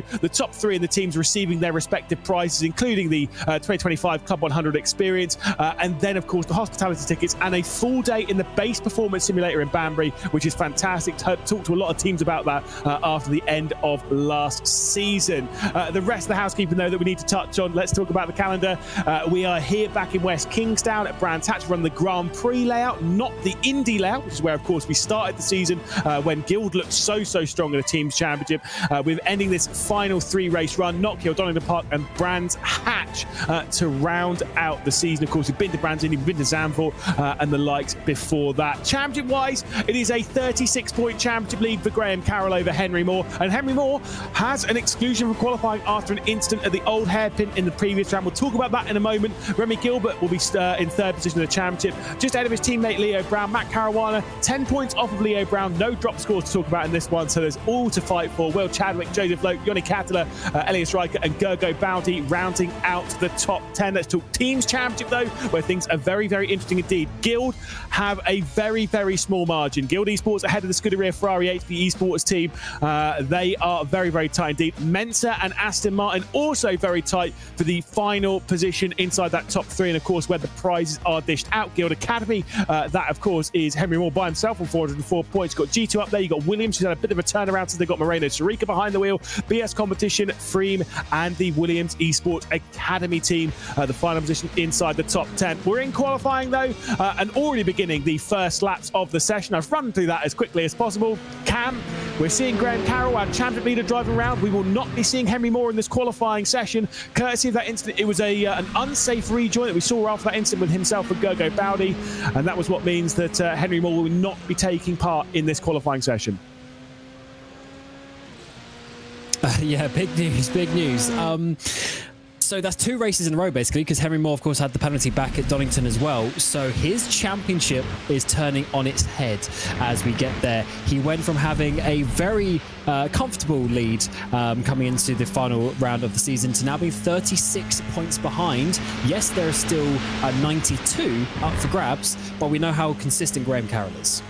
Yeah, I mean, look, Graham Carroll has been brutally consistent all the way through the season, but I have a little bit of a chat with Henry before this, wishing him good luck, same with Graham, but I will say, this is going to be a tight championship fight. It's been excellent throughout the season, but realistically, one mistake from Graham Carroll and it could be over for him, and that's the thing, is that this championship, there is no drop scores in this. It is, all 16 races, all your points being dished out. It is not an easy one to go and win this championship. Leo Brown then taking the first lap onto the session, but a Graham Carroll will go up to a 21.7. That is a quick lap time, to be perfectly honest. The top of practice was a 21.4. Guess who topped it? Yeah, it was Henry Moore. Yes, he's going to be very quick, but unable to, of course, set the laps today. And, of course, there's a few other penalties inbound as well. Here's Remy Gilbert. Of course, Gil going for the team's constructors title as well. They are just short, as you're mentioning, of Ferrari. So it's going to be a great one as Gilbert goes up to the top. Yeah, as much as I've just touched on Henry Moore there, he's not the only one with an exclusion from qualifying. Alexander Spetz also has one. Joseph Loke also has one. Pablo Espes has an exclusion from qualifying. And Will Chadwick's got the double whammy. He's not only got an exclusion from qualifying, he'll be starting from the back of the grid in race 2 as well this evening. So it's going to be a tough one for Will Chadwick to maybe take a victory this evening, but we'll have to wait and see. Remy Gilbert, right say, at the top of the session. We're looking at Matt Caruana involved in that tight fight for third in the championship in the teams. Good meant to be able to do it. Yes, that'll be a big one. Of course, there's some more laps in. Gergo Bowdy up into 3rd place. That's big for Ferrari on that 2nd row of the grid as we see Graham Carroll come across the line as well. Oh, that's going to be pole position for Graham Carroll in the 21 machine as it stands. Yeah, indeed. But like I say, as it stands, again, just a quick reminder of this session. They're all driving around by themselves. They have 4 laps to do in this session. So that's the dealio there. As soon as they've gone past 4 laps, their laps are no longer counted, so you only get 4 onto the board, and you got to make those count around here, and it is an easy track to exceed track limits on, as we'll see Matt Caruana once again driving around. It's going to be, I think this is going to be a tight qualifying session, though. I will say that. I'm expecting only a couple of hundreds between the top few, like what we have here. Yeah, this is so tight indeed, as we were mentioning in the Formula Fords. It's such a momentum-based track. Not many real braking zones, especially not very many slow corners. Just Druids really around this track. So that's why the lap times are so close. You don't really lose that much time in fast corners. It's in the slow speed stuff, getting in and out, getting on the throttle, where the difference between the drivers is more key. And of course, you have fixed setups this season as well. So all the drivers driving the exact same thing. It's all about how much they can get out of the car. I want to touch very quickly on the team's championship. Of course, the battle for the championship lead being between Ferrari and being between Guild. Of course, Ferrari, Graham Carroll up there in 1st position, Gergo Bowdy up there in 4th position. For Guild, Remy Gilbert in 2nd, Leo Brown in 7th. Very, very tight. For 3rd in the championship, though, that battle between Mensa and Aston Martin. Well, Mensa, we've got Matt Caruana, who's just moved up on the provisional pole position. You've got Ronnie Smith inside the top 10. For Aston Martin this evening, Joseph Loke also starting from the back of the grid. Manuel Biancalilla in 11th. So things are looking very good. The Mentor driven by us car as well. Take a little look at the number 69 of Moreno Sarica, who's had an excellent run of top fives, by the way. If you had a little look at that on these stats coming into this. Yeah, he's sort of turning his season around. Well, Williams in general, they've been a lot better in the last few rounds. So finally getting a grips to this car. Of course, they were up there to the front fighting Apex last season. But unfortunately, just falling short in that regard. But this season, what can they do? That's a bit better for Sarica. Is he going to jump up just a little bit? Yes, he is. Just one place into P5. And he's really within a shout for the top 5, at least in this qualifying session. Whoa, I can't speak. Easy for some to say. Do remember that Moreno Sarica missed the first 3 rounds of the season. Back on board then with Graham Carroll on his final timed lap of this session. The previous lap he slowed down around this point just to make sure his tyres were in the operating window, and we're into the final couple of corners for our championship leader. Could he be able to take pole position? If he does, I mean, he's going to be very much in the pound seat to take the championship after the first race of running here, and 15 races complete in this 16-race season. Ronnie Smith moves up into 6th position. What can Graham Carroll do? Will it be enough? You can see he's happy. I think this is pole position as he crosses the line. It's a 21.6. Oh, he's not happy enough. It'll be 2nd place for Graham Carroll at the moment in the session. That's as good as it's going to get for him. Isaac Price to the top for G2. What a position that is going to be. They've actually been coming quite good as well themselves with his teammate Yanni Kettler down in P10. But what a time that is for Isaac Price to run on board with him just shortly, warming up the tyres. And with 2 minutes to go, he hits the front. I mean, I will say for Isaac Price, what is he running in 4th position when he? No, he's actually running the podium, wasn't he? When he had that internet issue back in Donington Park, that was causing him to lag in front of Graham Carroll. Graham Carroll eventually got through and ended up taking the victory in that race, to be perfectly honest. But Isaac Price was running well. He has run quite well throughout this season.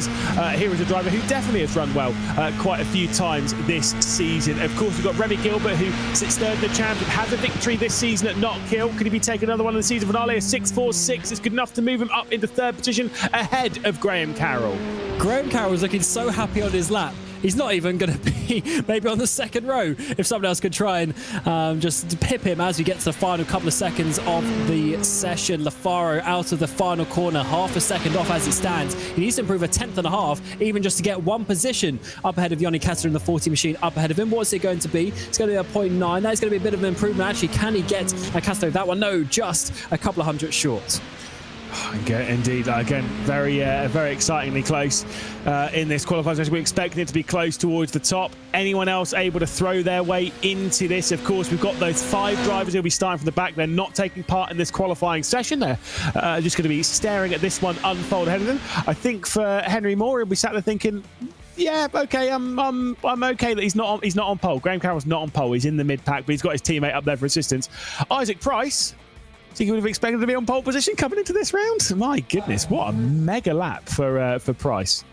And also they could get P5 in the team's championship depending on what Henry Moore does. His sole entry of the Guild Academy is P5. What is that? 29 points ahead of G2. But of course G2 have 2 drivers scoring for so they might be able to get up into top 5 as well. So this is looking a lot stronger. Let's hope his internet holds up. Let's hope so. Someone whose internet is not holding up is team boss of Guild Esports, Seb Hawkins, who's been dropping in and out of the session, trying to keep an eye as to what's happening with his team. Of course, Remy Gilbert, Leo Brown qualified in 3rd position and in 8th. Let's talk you through, though, the starting grid. Isaac Price shot pole position in the final race of the season.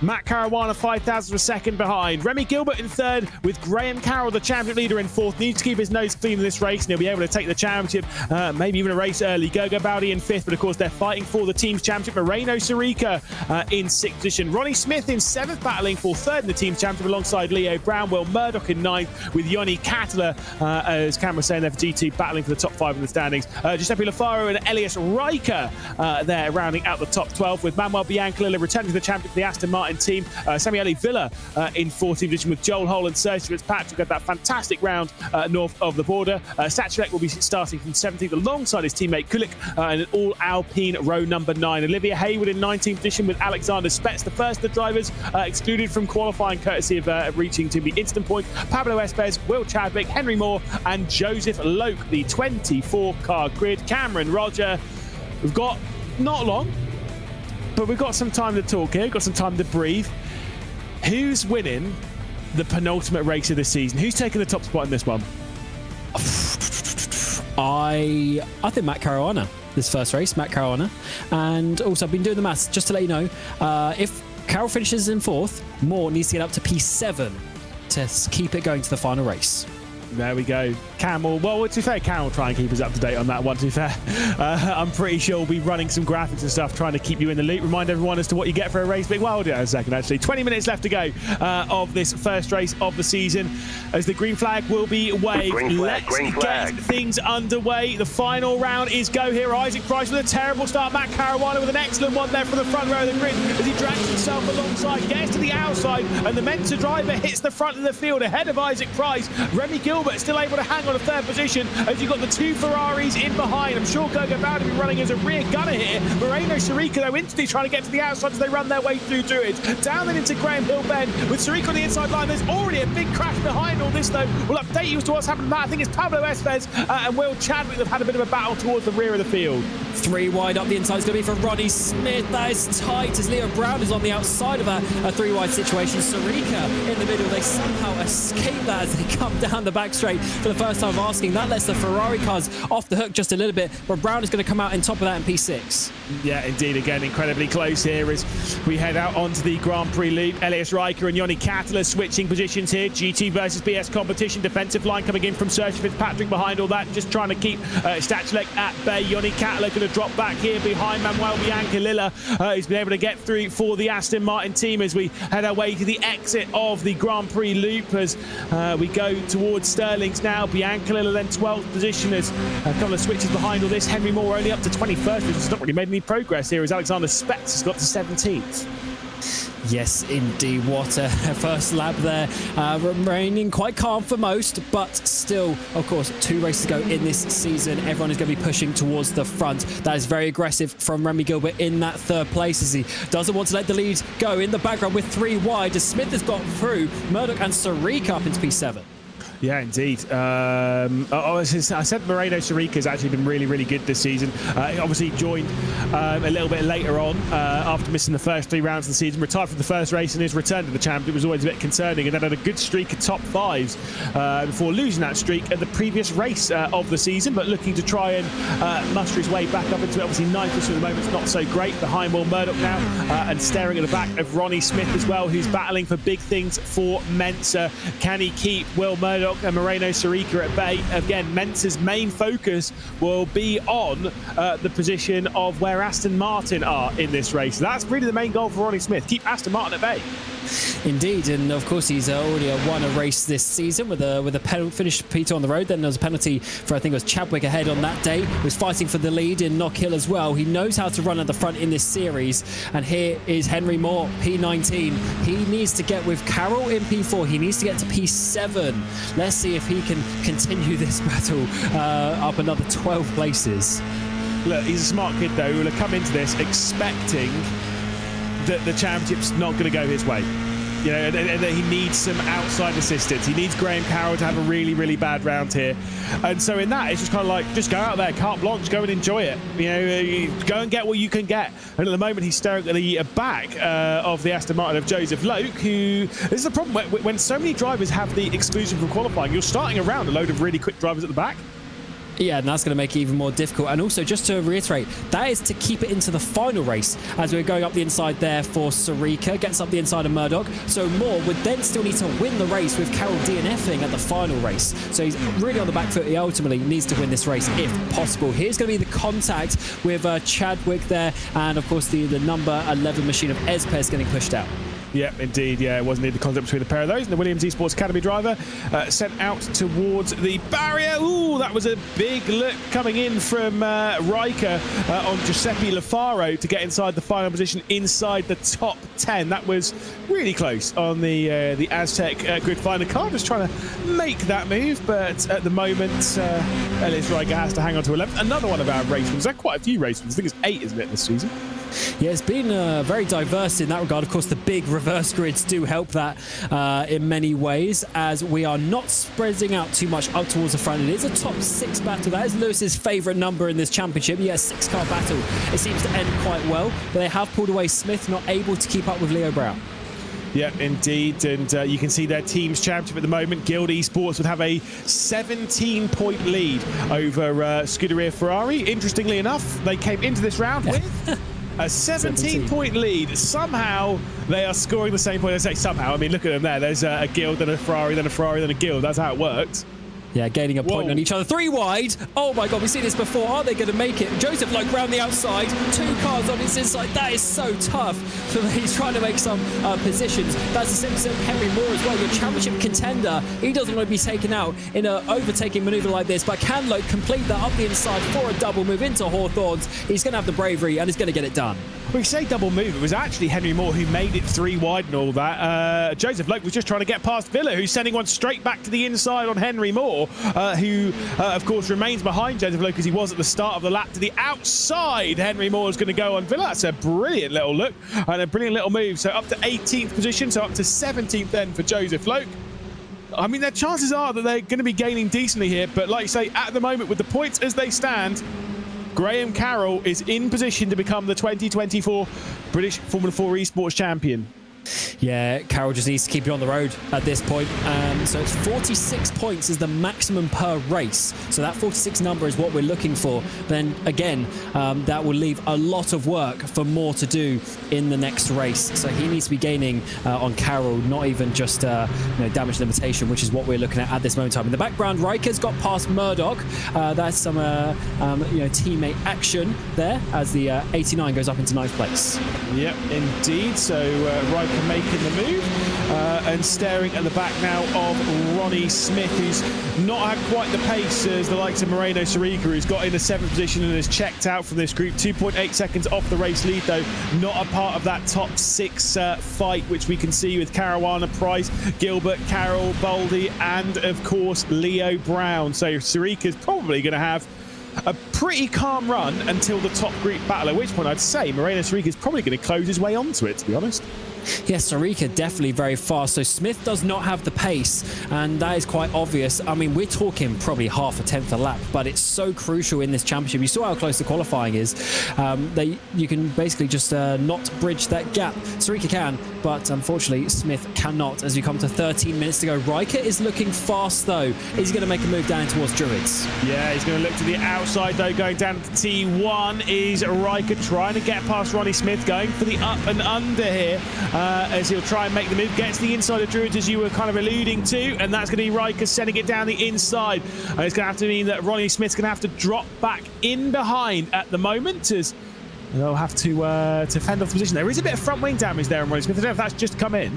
Oh, that might be actually why. I wonder if that's early on in the race. That's why he slightly struggled.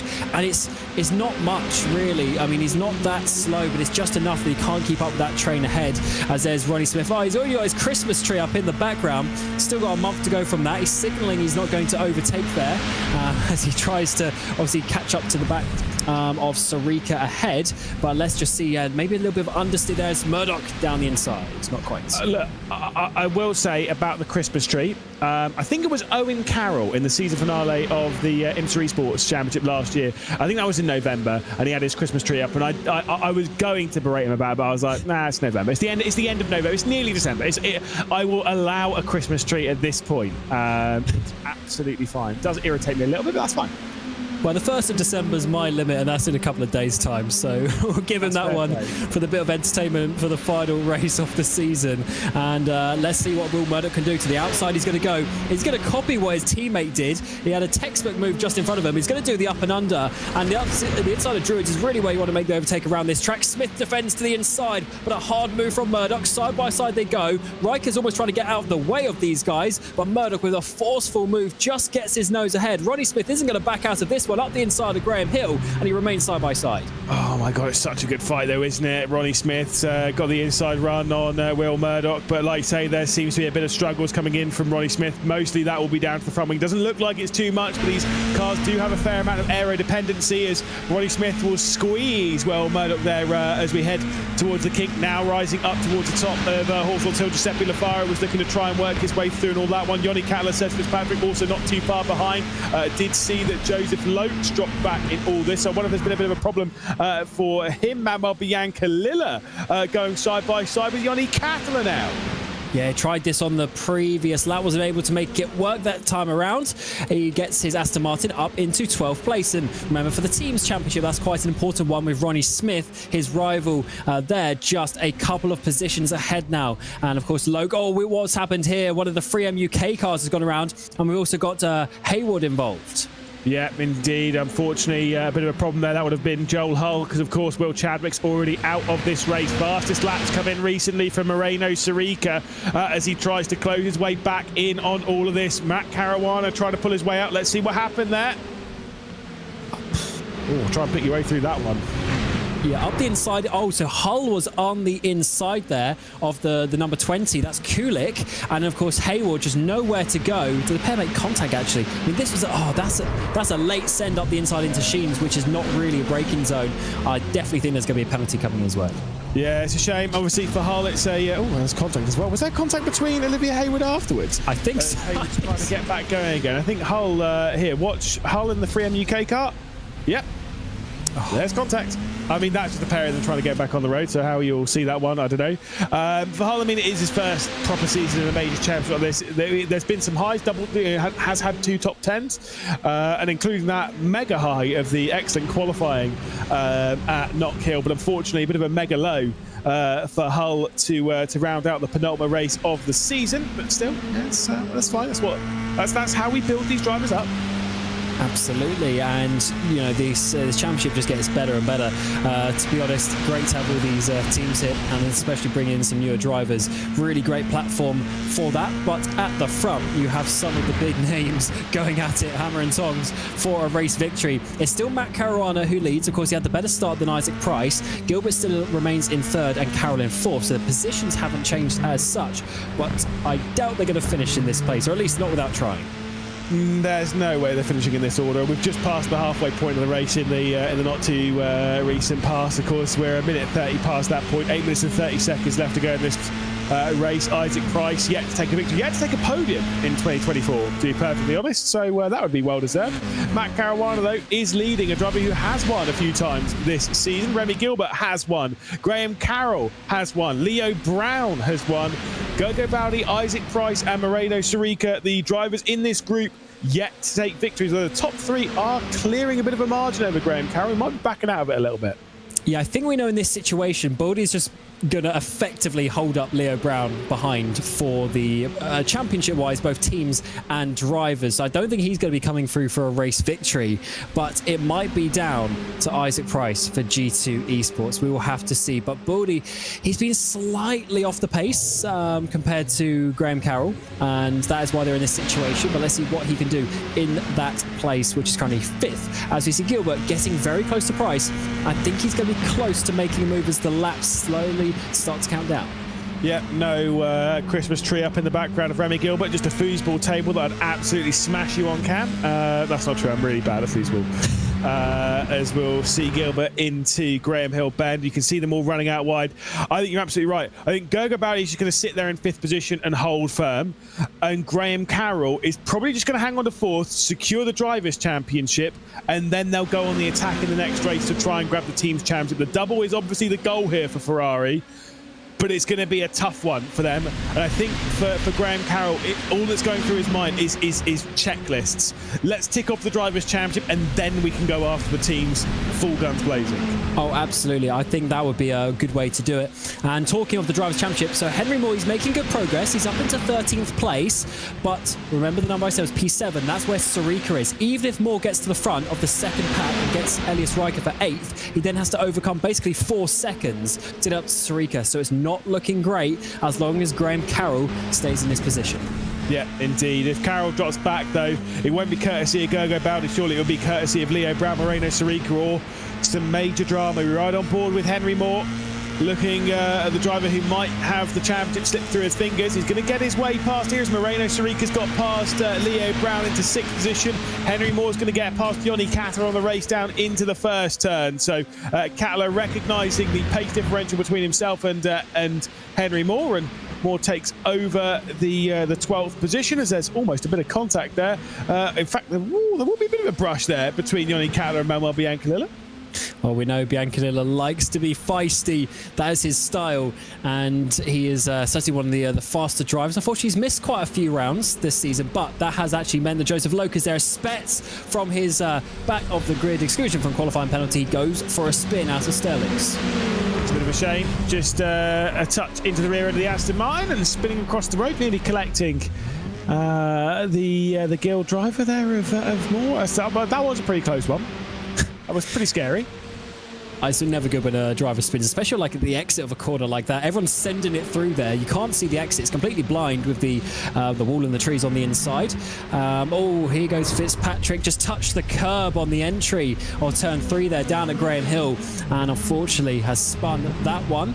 And that's the second prismatic car to go around this race. Yeah, not ending the season on the high that they had. I mean, the high of highs, which was Serge Fitzpatrick, of course, at Knock Hill, where it's a fantastic round. Fitzpatrick drove just 2 brilliant races, to be fair, to 2 very good results. As we can see, the update in the Teams Championship will be closed in slightly by the Ferrari team here. 15 points, courtesy of Leo Brown being overtaken by Moreno Sorica. That means that Ferrari will be closing in by 2 points. Sorica, though, will go on the attack of Gogo Bowdy. Now finds themselves inside the top 6. And I said about the top 5s, Sorica's got a really good top 5 record in the British F4 Esports Championship in 2024. Indeed, and the record is what they want to keep in these final couple of races. But 4 minutes remain. No moves thus far at the front, but I can feel it coming. They are not going to finish in these places, but it is so difficult to make a move around here. The textbook one is what we've seen a couple of times already, is the up and under through Paddock Hill Bend up towards Druids, but it's kind of predictable. Is there somewhere else on the track that you can find a way through? Potentially. I mean, look, let's hammer home the facts right now. We're about to start the penultimate lap of the penultimate race this season, which means that after this, we've only got 20 more minutes to decide things in the Teams Championship. We could have just 3.5 more minutes to decide things in the Drivers' Championship. Henry Moore is not in position and will not get into position in the next 2 laps. I mean, he's an incredible driver to keep an eye on, and he's had a great race thus far, but that ain't possible. Yanni Cattle has entered the pit lane as we'll see this tight fight. The thing is, though, this fight is about to get turned up to 11, and even the fight behind it between Gogo Bowdy and Moreno Sorica. Yeah, this is going to be getting very tasty indeed. And remember, for Ferrari as well, if they want to win the teams, they need to be finishing ahead of Guild, and they still have Remy Gilbert just up ahead of them in 3rd place. So there is incentive to try and get through. As you say, Lewis, maybe they're going to wait for the final race. But let's have a look. In the background, though, actually, Baldy's defending a little bit from Moreno Sorica, who's getting very close, and he's looking quite spicy in that 6th position. I think Gogo Bowdy might even intentionally slow these 2 down just to allow Graham Carroll to definitely have the gap to not bring anything more into this. But for Ferrari, they need the points that Gogo Bowdy currently has, so he needs to put on a staunch defence here. Did I say penultimate lap? I meant that we're going on to penultimate lap now. I can do maths. I promise you I can do maths. The penultimate lap, something like that. I don't know what the 3rd to last lap would be called in that regard. But also Sorica, right, just to say about his pace, of course, his name is highlighted in blue. That's because of the fastest lap as well. So he's very fast so far this race. And we come up to 2 minutes to go, and no moves yet in towards Druids. There is a bit of a look up the inside, though. A late move there for Remy Gilbert. He's trying to get past Isaac Price, who might have been sleeping a little bit side by side. They go down the hill.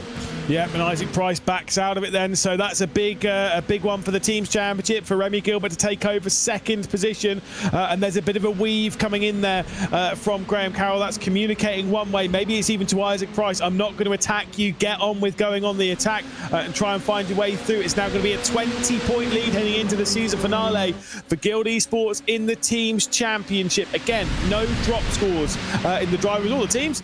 It is basically all guns blazing to try and take the crown.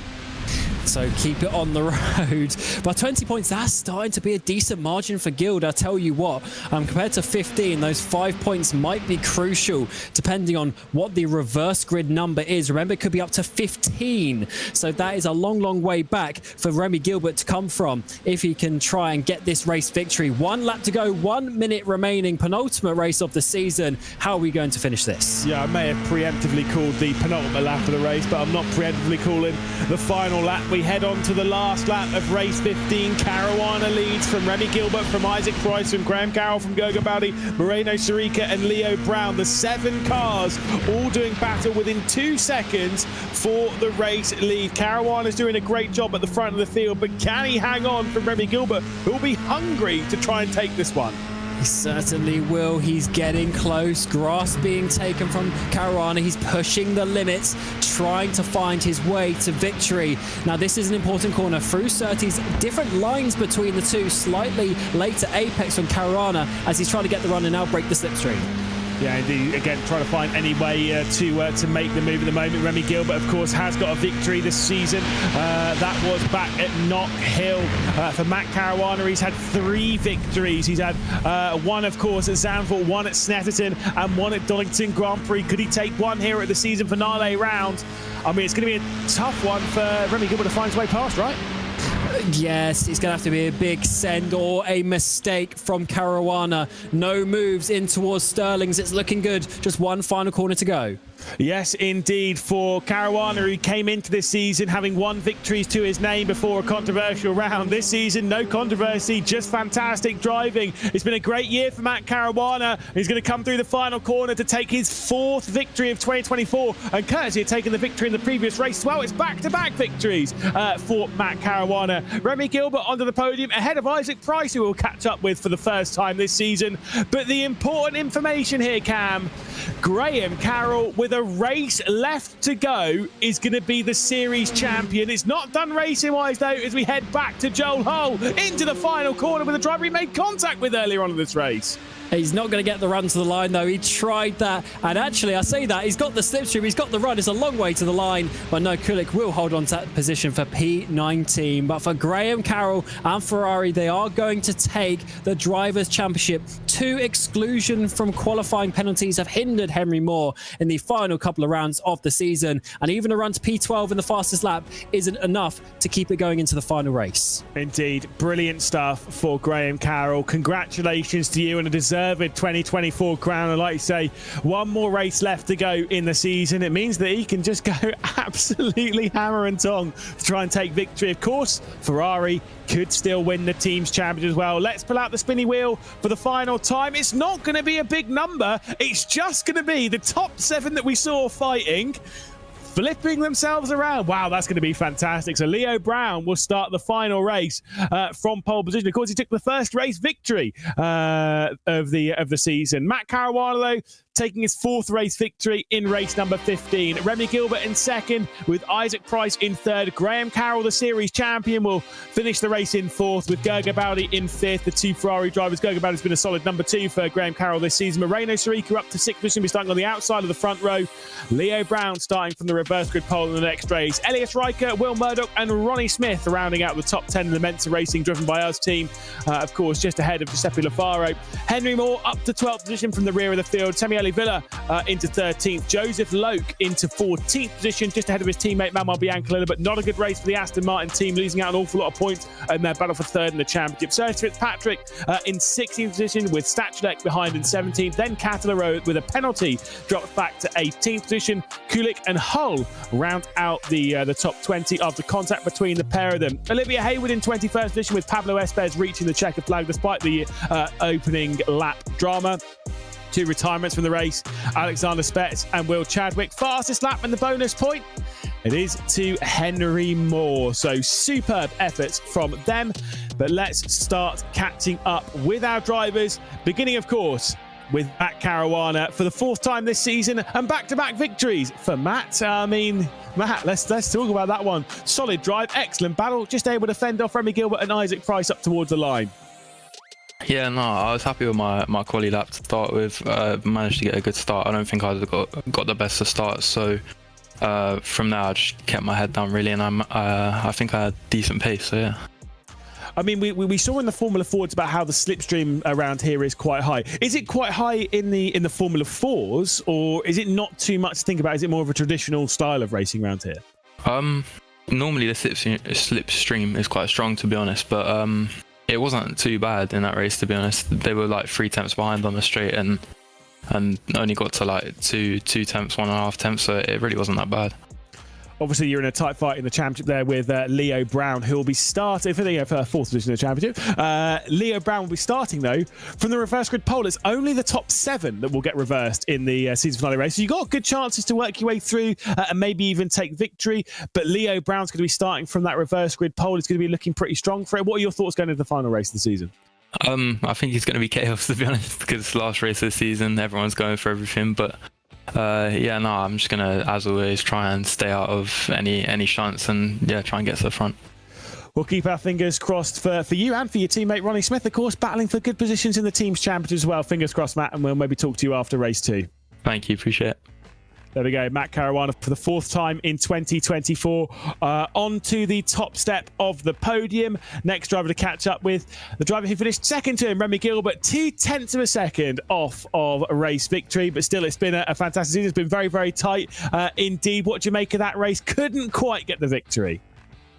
Well, I mean, on the last lap, I didn't really want to try anything. Had to get the move done on Isaac, just get them a few extra points, but didn't want to risk anything on that last lap, so just stay behind. But yeah, Matt was very quick, so would have been hard to challenge anyway. Obviously, teams championship wise, that's where we really are keeping our eyes focused. It is incredibly tight between Guild and Ferrari, but you've outscored them quite well. It's now a 20-point lead for Guild heading into the season finale race. What's the game plan for you coming into this? You'll be starting from 6th.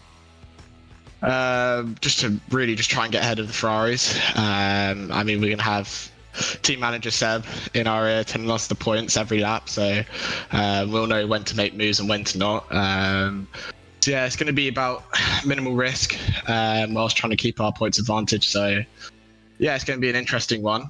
It's going to be very tight, so yeah, just have to see how it goes. Is that not quite a lot to think about as a driver, having your team manager jump in, tell you all the points and stuff? Would you kind of like that? Is that a positive thing for you? Would you rather just keep focused on the race and do it as you are? I promise Seb will not come after you after this race if you say anything negative. It's fine. No, I think it's a good thing. It's nice, you know.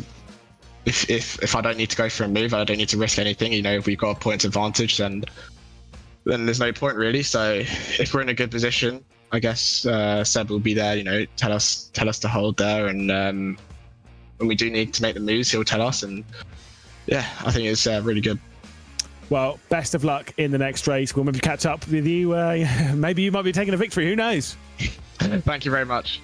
There we go, Remy Gilbert on to 2nd position, of course, in this race. The final driver to catch up with from the podium positions is Isaac Price. Wow. Not someone I was expecting to see taking pole position this evening. That was an incredible one. And of course, your first podium of 2024 here in the British F4 Esports Championship. I mean, you've got to be thrilled with that because, I mean, quality drive to pole, 5,000 a second, incredible. Bit offended that you didn't think I had a chance of pole. I've qualified on the 2nd row a couple of times this season already, so been threatening to do it. But yeah, I definitely didn't quite have the raw speed, but I just put together a really clean lap, so it put me at the front. It's always my role to offend drivers. Obviously, again, G2 have had a good flashes of speed, both yourself and Yoni Katala throughout the season. But there's been big highs, big lows. I mean, of course, it has been a difficult season for you, but it seems to be ending in the right footing. And of course, for the next race, it's a top 7 reverse grid. So it's basically the battle pack that we just had in the previous race. It's the same. It's just that reversed. What do you think you can do in the next race? I mean, I don't really know. I haven't really put much thought into it yet. I've been probably having like the worst run of luck I've ever had in sim racing the last few rounds. So, yeah, I was mostly just glad to break that. Hopefully, we won't start a new run in the next race. Yeah, of course, obviously back in Donington Park, you were running in a really solid position and there was a connection issue. And like I say, you look back through the season, there's been lots of bad luck. How do you kind of keep spirits high when there are things that are effectively out of your control that are going against you? I mean, I haven't kept my spirits high, but it's just one of those things. Racing, you have good days and bad days, and you can't ever take either side of it too seriously. It's always something in between, you know, like, you know, you're only one bad race away from being humbled, no matter how good you are, and vice versa. So, yeah, I never lost the belief that I could do good races. It's just a matter of keep doing the right things and wait for it to turn around. You're only one bad race away from being humbled. I like that. That is brutal and shows exactly what it's like. Isaac, thank you so much. Excellent first podium of the season, and congratulations on pole. Thank you. There we go. Isaac Price, the last driver to interview there from the podiums. But there is one final person that we want to catch up with after an incredible season. 15 races down with one left to go. Graham Carroll is the series champion. Graham, I mean, that's got to be a massive relief after the season you've had. Yep, thank you very much. Honestly, over the moon with it. Yeah, like to join Ferrari, first sort of season in this F4 car. And yeah, to sort of be P2 the whole way through and being consistent as I was, and then it came to me and yeah, wasn't going to let it get away from me. So yep, absolute over the moon. And I think it's only 16 years since I've won a British championship. So it's only a few years ago, right? So buzzing. Yeah, indeed.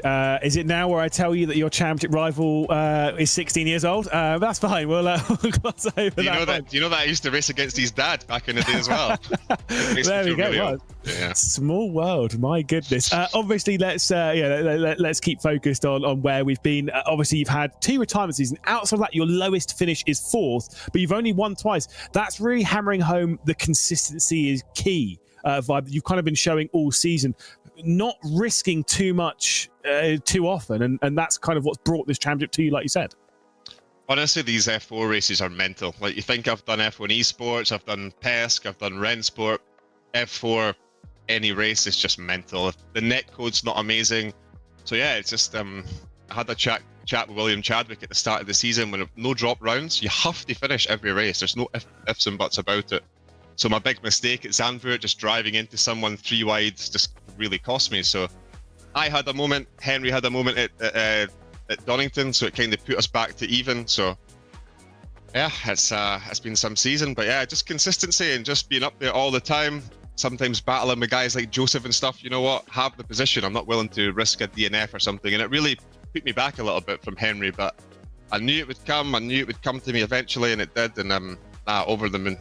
It's been a long season. It has been, and it's not done yet. There's one final race where you as a driver can go out and achieve whatever you want, but there's stuff on the line here. The team's championship, you and Gerger can still go on and win the championship. It's 20 points though between you and Guild. What's your game plan going into the season finale race? The top 7 are the ones being reversed. Win it, right? Simple as that, right? I think some of my reverse grid races have been really good this year, and I think that's helped me with some points. Not Kill, Oldham Park, coming for like outside the top 10 to a podium. So these are my favourite races, but obviously making sure I don't have any contact, I don't want any points or anything to affect the drivers.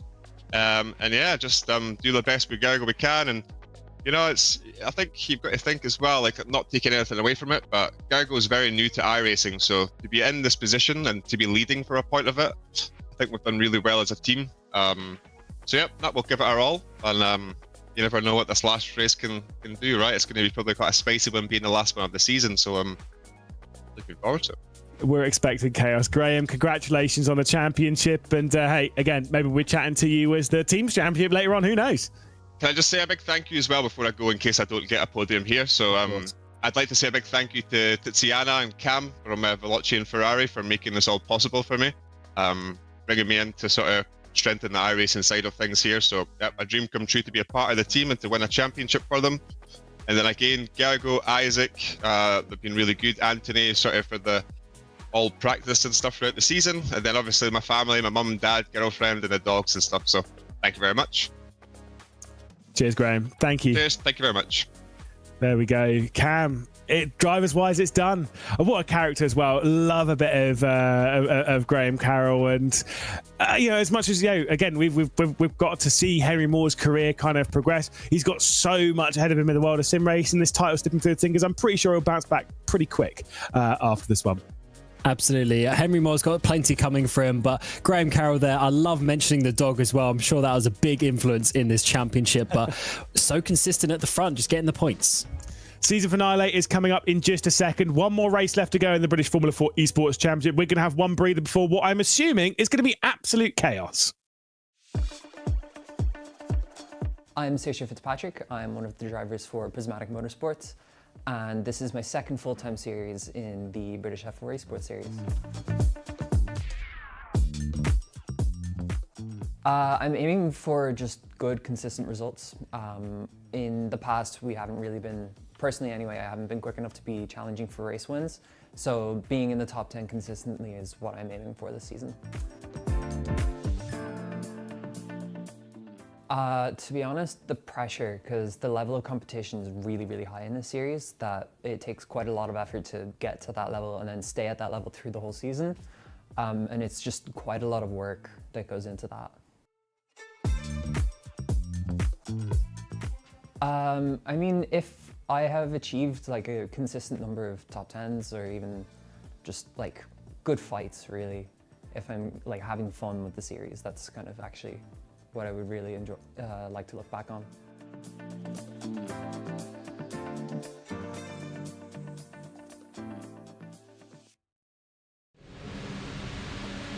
Thank you there to Saoirse Fitzpatrick. And of course, there's plenty more media content, by the way, on the Motorsport UK Instagram. Seen about there on social media everywhere. But there's been quite a few bits they've uploaded from Media Day, including various little laps whilst everyone's being questioned about various things. I've seen you've been liking a couple of those, Cam. Yeah, I scroll too much, but yeah, it's good content. It's good content on there. So yeah, really good from Motorsport UK. And obviously on the esports side of things as well, we've crowned a drivers champion, but let's go and crown a teams champion. Indeed. Let's run you through the grid very, very quickly. Leo Brown then reversed onto the reverse grid. Paul Moreno, Sirica, Gogo Bowdy and Graham Carroll for the Scuderia Ferrari Esports team.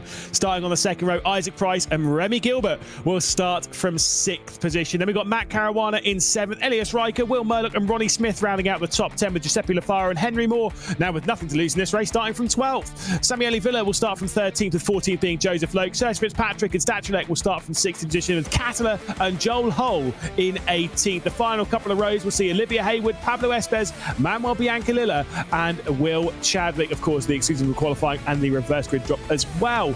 We've got a few seconds left to go. One final race left to go in the season. Cam, I'm not going to ask you about the winner of the race. I'm going to ask you about the winner of the team's championship, Guild or Ferrari? Guild even. Guild. Fair play. 20 minutes left to go in the season then. Let's get the season finale out of the way. The British F4 Esports Championship season finale is go. We race our way down the first corner. Leo Brown, Moreno, Sirica alongside the front row with Gogo Bowdy dropping straight into the slipstream. It's all single file for the front sort of 10 drivers, and there's a bit of side-by-side, including 3 wide behind this with Henry Moore, Ronnie Smith and Giuseppe Lafaro. Henry Moore moves his way inside the top 10 courtesy of that, and then side-by-side behind all this with Isaac Price, Remy Gilbert and such behind, but Leo Brown holds the race lead by 0.3 of a second. And this is a big one for Graham Carroll, of course, to hold on, because now he doesn't have his teammate up behind him. Up the inside, it is going to be there for Remy Gilbert as he tries to get past Isaac Price. Let's see what this is like as we come down the back straight, because of course this is important for the team's title, Ferrari versus Guild. Yeah, I mean, look, you heard Graham Carroll talking about the lack of experience on iRacing for Gogo Bowdy, particularly in open wheelers. He's more of a touring car specialist. I've brought up a few times his accolades in touring cars. T-time WTCR Esports champion is Gogo Bowdy. He's been a fantastic driver behind the wheel of touring cars, including being close with people like Norbert Michelis. He used to drive for Michelitz's esports team. You don't know who Norbert Michelis is? Well, start Googling. Fantastic driver. An icon of the world of Hungary when it comes to motorsport terms. Gogo Bowdy's done it all in the world of sim racing, including beating me a few times. We'll not talk about that. As out of the race goes Will Chadwick. Oh, what a season Chadwick has had. He's got race wins. He's also had whoa, I thought Murdoch was going to keep it on the road, but he couldn't quite. He got a wheel in the grass, and it just pulled him out into the gravel. He's dropped a few places there. Loke's going to get past him up into P12, and also maybe Villa. No, not quite into turn 1. Yeah, Will Murdoch there just getting pulled off the road. Unfortunately, just courtesy of dipping 2 wheels in the grass, like you say. But it is what it is for Murdoch. He's had a fantastic run of pace, but realistically could get his way through into a decent result. Let's roll back down and see what happened with Chadders. Just overcooking it a little bit into Sterling's and into the gravel. Unfortunately, that is not a good way to end the season. He's already returned to pit lane, and I believe might call it quits on 2024. Might do as in the background, Biancalilla went 3 wide with the Super Prismatic cars, and I think they're still going side by side in the background. Biancalilla, oh, maybe they haven't. Contact was made. They were 3 wide into that corner, and it obviously didn't work out. Certainly didn't. That's 3 wide. Not really a great idea. Let's roll back to that instant. I mean, just very awkward. Oh my goodness, that's aggressive. I think the wheels were locked into each other. Biancolilla being pulled back down the circuit, but unfortunately that is not the way that their season would have been wanted to finish, as Villa is also out of the race along with Chadwick. Up the inside, they're just going a bit too wide into Catalan. Yeah, and you see one of the prismatic cars flying all over the place, and you see the other one directly ahead. I mean, they're definitely locked together in some degree. It wasn't pretty, let's be honest. Let's roll with that as we head back down into T1 at the moment. Isaac Price, who we're keeping our eye on here, might drop back behind Remy Gilbert. Gilda in really good positions in the point scores of this race. Remy Gilbert could really hammer this one home. He certainly could. Can he get past Price? This is an important one because Ferrari are getting off up the road as well. Price is going to go in there, slows down though on the apex of the corner. So that position done there for Gilbert. Off in the background, Joseph Loke. I mean, he is half a kilometre off the track there out of Graham Hill. He's still going to try and be side by side. He's got Will Murdoch up ahead of him. Side by side, they go up the hill onto the back straight. Yeah, indeed. There goes the side-by-side, as you like to say. Joseph Loke trying to drag his way past Will Murdoch. Got the inside line as we head into Hawthorns. Giuseppe Nafaro sat off the rear end of it. There's Joseph Loke through. Murdoch not fighting that one too hard, but look at the gap ahead, Cam. 2 seconds to this group ahead. Has already tried to make some moves. Fastest lap has gone to the name of Henry Moore. Could this be a mega drive from Moore to work his way through into a podium? I mean, a race. Is that getting too far ahead of myself? He's got nothing to lose here. I don't think so. I mean, the important point is he's in this lead group. The issue with the first race was even if he got up to that all-important 8th position, he would have still been 4 seconds back, but he's in this lead group this time, so he can work his way forward one by one. He's still got 15 minutes to go in this session, so I wouldn't be surprised if they do that. A bit of a wiggle there from Caruana in the middle of the pack to say to Remy Gilbert, let's catch back up to the 2 Ferraris of Graham Carroll and Gogo Bowden. Okay, I'll tell you one thing about Henry Moore. Guarantee that Seb Hawkins would probably not allow him to win this race. Certainly not with Leo Brown at the front. They want points for Guild Esports. They want the team's championship. That's what they're here to play for. It's all that's left on the line, really. They don't care about any further drivers' championship positions. At the moment, Guild, look at that. 28 points. They've got an 8-point advantage in this race alone over the Scuderia Ferrari HB Esports team as Graham Carroll closes back up to his teammate. I'm pretty sure Gergo Bowley might sidestep here in a moment to try and allow his teammate through. And of course, there's some positions in the Drivers' Championship they want to stay close on. Brown versus Caruana for P4. They're only 7 points apart as it stands. P1 and P6 on the track, so that's something to look out for. Remy Gilbert pretty much just sorted in that 3rd place as well, so not too much to worry about there. But for Brown and Caruana, at least something to think about, as the top 4 have got a little bit of a breakaway here. Remy Gilbert, P5, not able to hold up with the top 4, but he doesn't really need to. They're still in the winning position, and unless Ferrari get a 1-2, I guess they're not going to be worrying. No, exactly. But, I mean, look, we'll wait and see for now as the defensive line comes in from Leo Brown, who, of course, has won at Brands Hatch earlier on the season. In fact, to open the season when he went racing at Brands Indy. At the moment, he's got Moreno Sirica all over the back of him, looking for a victory. Here comes the big send from Sirica. He fires one down the inside of Druids, but it's well held from Leo Brown. What a defence there from Leo Brown. He put just enough squeeze onto Sirica to hold him down to the apex so he couldn't get a run. Perfect driving from the pair of them. Sirica went in there late on the brakes, but he kept it there as well. Didn't go too wide. Lovely battle between the pair of them as they work their way onto the back straight, pulling along the 2 Ferrari cars, and they're still pulled away actually from P5. Sirica this time, bit of a bump draft, doesn't go for the overtake. Exactly. I mean, remaining patient. Of course, Moreno Sirica has been in this championship for a fair while. Did even race all the way back in 2022. In fact, grabbing a podium in his very first race. He only did 2 races back in 2022. It was a 3rd and a 4th position that he managed to get. Then did the entirety of the season, grabbing 4 podiums, yet to take a victory, though. And that's the important one for Sirica. Doesn't have a podium this season and doesn't have a victory in any of the seasons that he's done in British F4 Esports. That is a crazy stat. Without looking at the stats, I would have said he got one, but maybe this is his time because he's got 2 Ferraris behind who I guess they do want to finish 1-2 in this race, but they haven't been overly aggressive all day. Let's see if that changes, though, as the race situation closes down. So maybe it's just a 1v1 battle. Let's see how aggressive Gogo Bowley wants to be to try and get through because the cars behind are catching. Yeah, they certainly were, and I saw Henry Moore trying to work his way through. You got, like I say, trying to fend off Isaac Price. He's now got a couple of tenths up to Elias Reich, who's certainly having a bit of a look. Not quite as dark behind the scenes here of Gogo Bowdy as we've seen on a fair few occasions. He does like to drive in a very dark room. Does Gogo as he's trying to close his way in. There comes a look from Moreno Sarica. He's board a bump draft. Now we head up towards Hawthorns, and the Williams driver takes a look to the inside and sneaks his way through into the race lead. Yeah, that's such a good tactic. The previous lap, he bump drafted, so maybe caught Leo unawares this time around, thinking it was going to be the same, but it wasn't. And Sarico goes to the front, and that is great to see from Williams. They've had a tough season, but they're now leading in this final race of the season. Can Sarica get his first win in this championship? Let's find out, but it's not going to be easy because Brown is definitely not going to give up when they want to make sure they stay ahead of the Ferraris for the championship.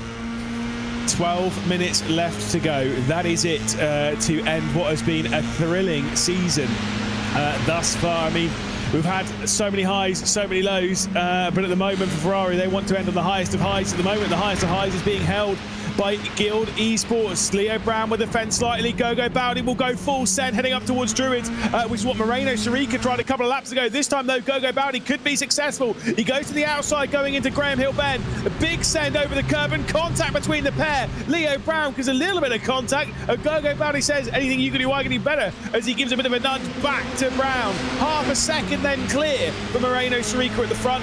Things are starting to get very spicy indeed. I can't work out if this is a good idea. So Sarica's getting away at the front, and now Caruana's on the back of Graham Carroll. I'm not so sure that was the right timing for Gogo Bowdy, but I guess he's got to do something if they want to win this team's championship. A bit of a wiggle there from Carroll. I wonder if that's to say to Caruana behind, please don't get involved as we're having a big battle. Yeah, indeed. I don't know. Obviously, the communication that Carroll's got here is not going to Gogo Bowdy. He can just hit push to talk and send a message straight to the Hungarian as there's a bit of a kick of oversteer going through the penultimate corner on the circuit. Trust me, that gap to the race lead, by the way, will get dragged the way back down unless Gogo Bowdy goes fully on the attack. Out wide goes Leo Brown.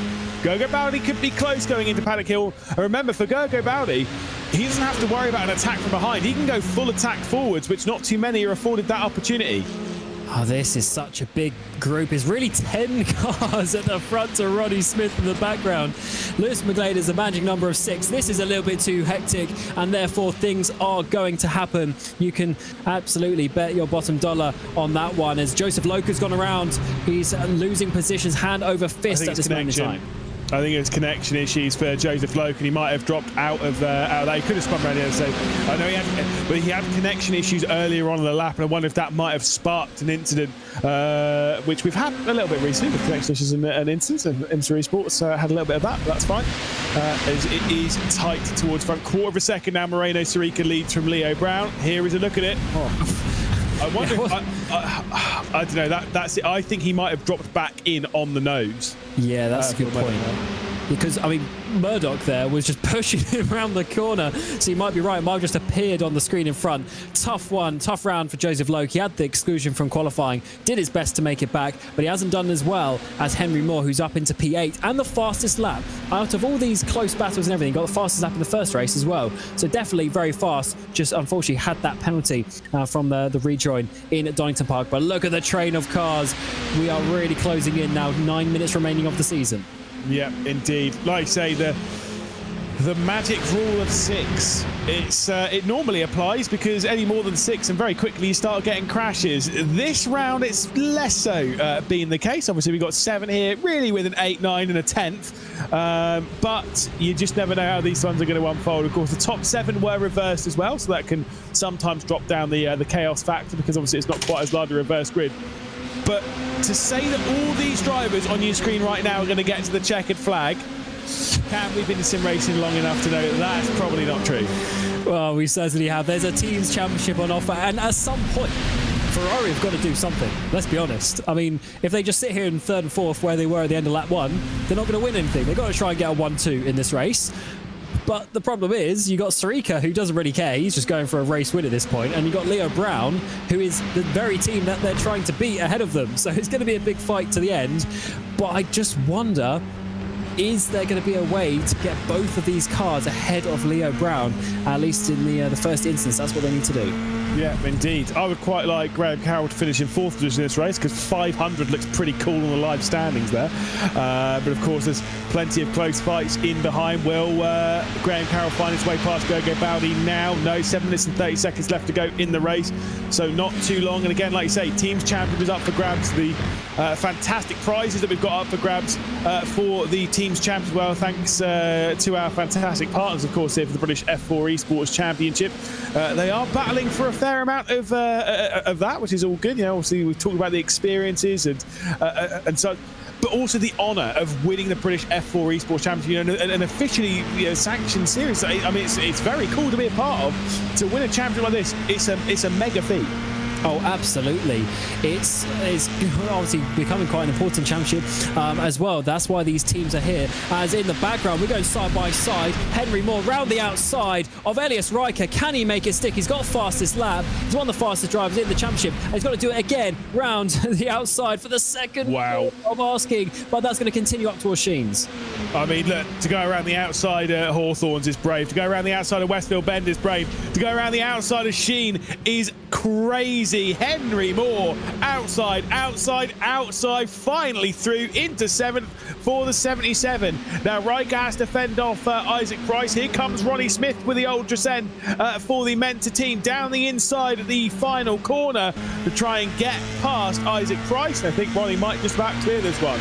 And remember, for Mensa, driven by us, this is for 3rd place in the team standings. I mean, it's pretty much confirmed now with Logan Bianca not having a great day. But around the outside there from Isaac Price, he's not making it easy. Smith is going to have to work for this up the inside, but this would be a lovely confirmation for them, as of course, he's got Caruana, his teammate, just up ahead, getting those points as well. Yeah, Ronnie Smith, obviously in action here, has joined us obviously at the Alton Park International Round, where he's victorious courtesy of the penalty coming in for Will Chadwick. There's the big send on Isaac Price, who's trying to hang it around the outside. There's going to be contact there. Oh, got to give a little bit of room there. Ronnie Smith just trying to squeeze out Isaac Price, who's wise to it, drags himself alongside. Bit of squeezing, bit of crowding happening here on the race up the hill, and Ronnie Smith will work his way. That was a little bit naughty.